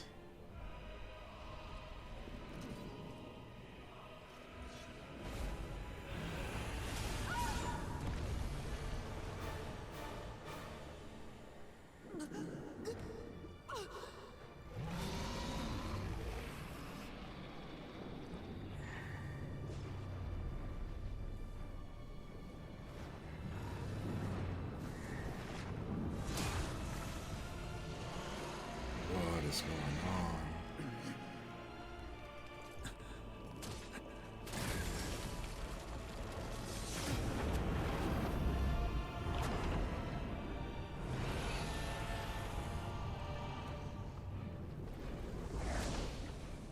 He's not trying to save Tifa. What is he doing? Trying to put things back in order?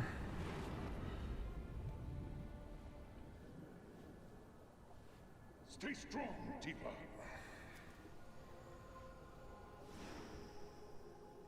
You'll make it.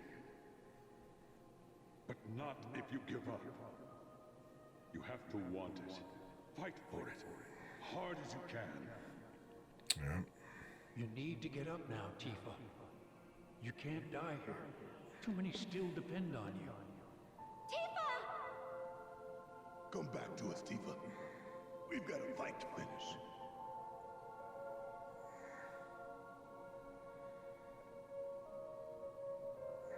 This is who she thinks of when she needs that lift. So yeah, they have to put Cloud. Actually, this might be Zack, huh? Oh no, it's Cloud. Cloud!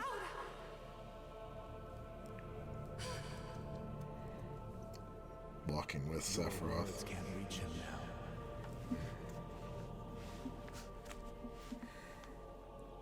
No! Don't take him too!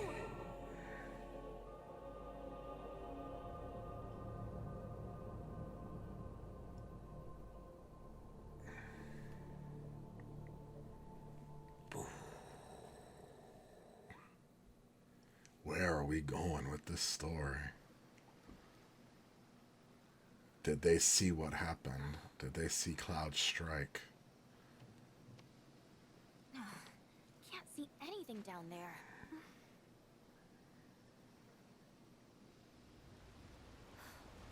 Is it like Jonah gonna come back and spit her out? After she accepted her duty? Accepted her responsibility like Jonah did?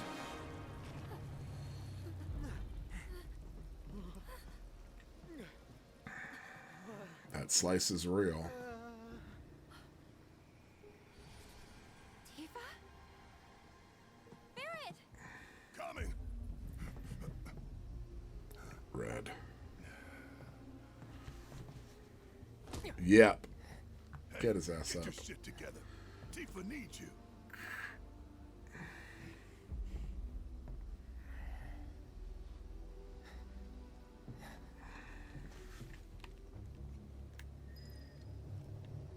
Where she belongs.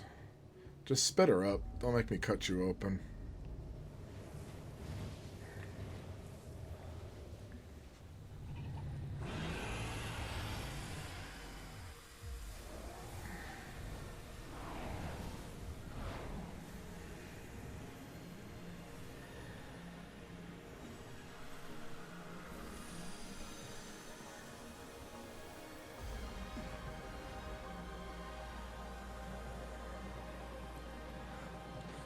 Tifa!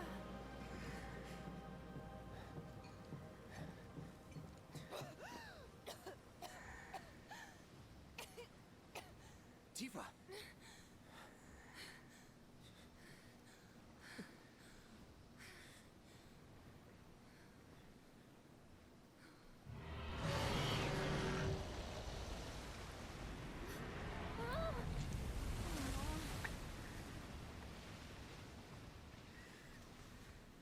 Good luck down there. Hey, Tifa. Stay with us.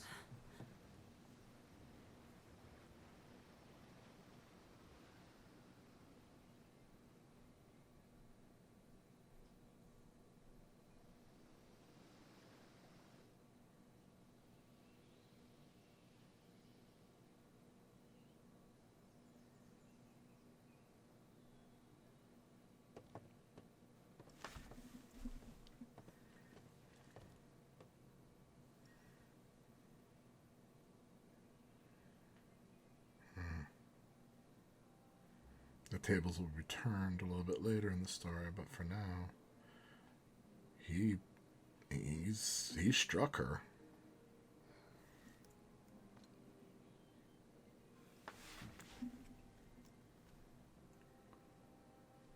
I'll go get the others. Cloud? You remember how our parents used to tell us that when a person died, their spirit would cross Mount Nebo? Yeah.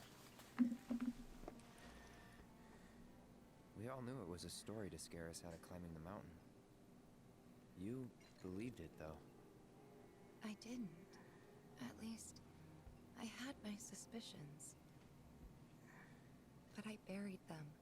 I wanted it to be true so badly. I didn't want to think my mom was just gone. Plus, Emilio and the others said they'd help me find her, so up the mountain we went. Some help they were. Running off and leaving you out there? Not that I knew about any of that.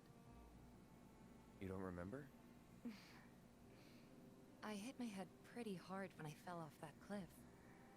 Think it messed with my memory. Everything from around that time's a blur. I only knew what the others told me. Didn't even occur to me to question them. What'd they tell you? They said that you egged me on. But now I know that's not what happened at all. When the rest of them ran, you were there for me. You stayed when I needed you most. If that's not a hero, then I don't know what is. I'm no hero. What kind of hero falls off a cliff with the person he's trying to save and pushes him into a pool of Mako? Sometimes, I don't even know who I am.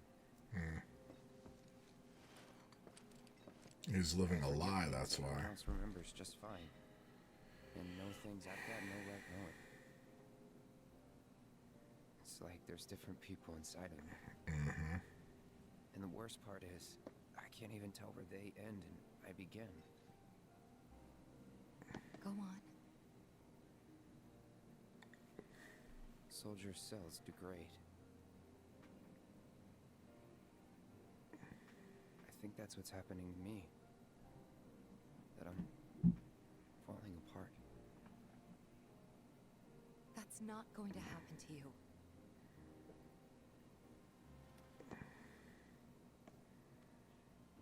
You saved me before. Now it's my turn.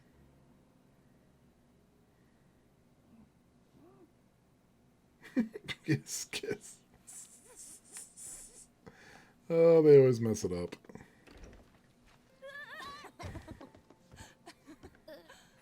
Aw, worried about little old me? Aye, that's right. Worried. Come on. Sorry.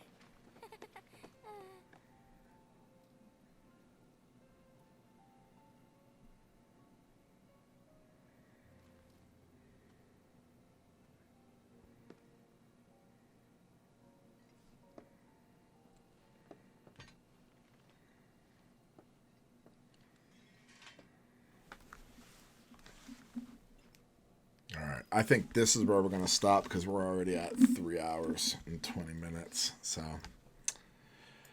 all right. Thank you so much for those who tuned in and stayed with me all the way to the end of that 3 hour and 20 minute playthrough.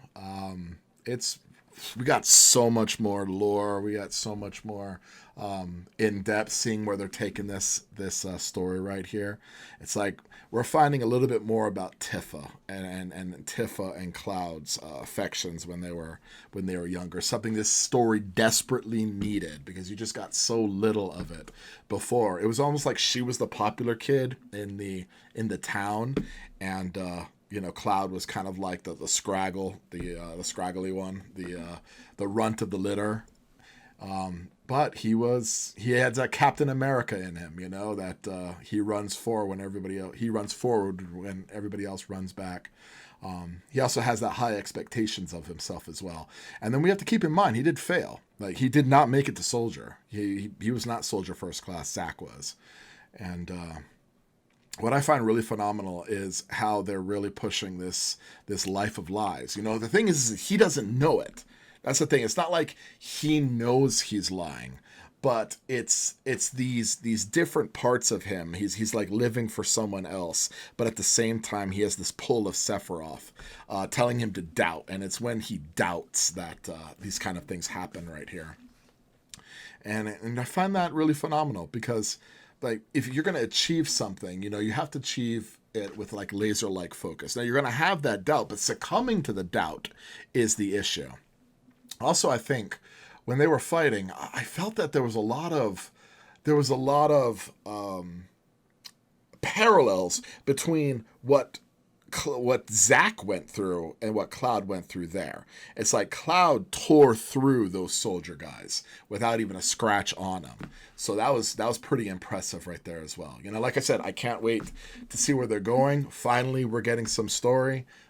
Finally, we're getting some details. That whole scene right there where Tifa was like reliving. I kind of wish they went a little bit more here when she said, you know, go on. But anyway, that's where I'm going to leave it now. As usual, though, take some time with the classics because they will awaken that hidden dragon within all of you, and I will see you next time.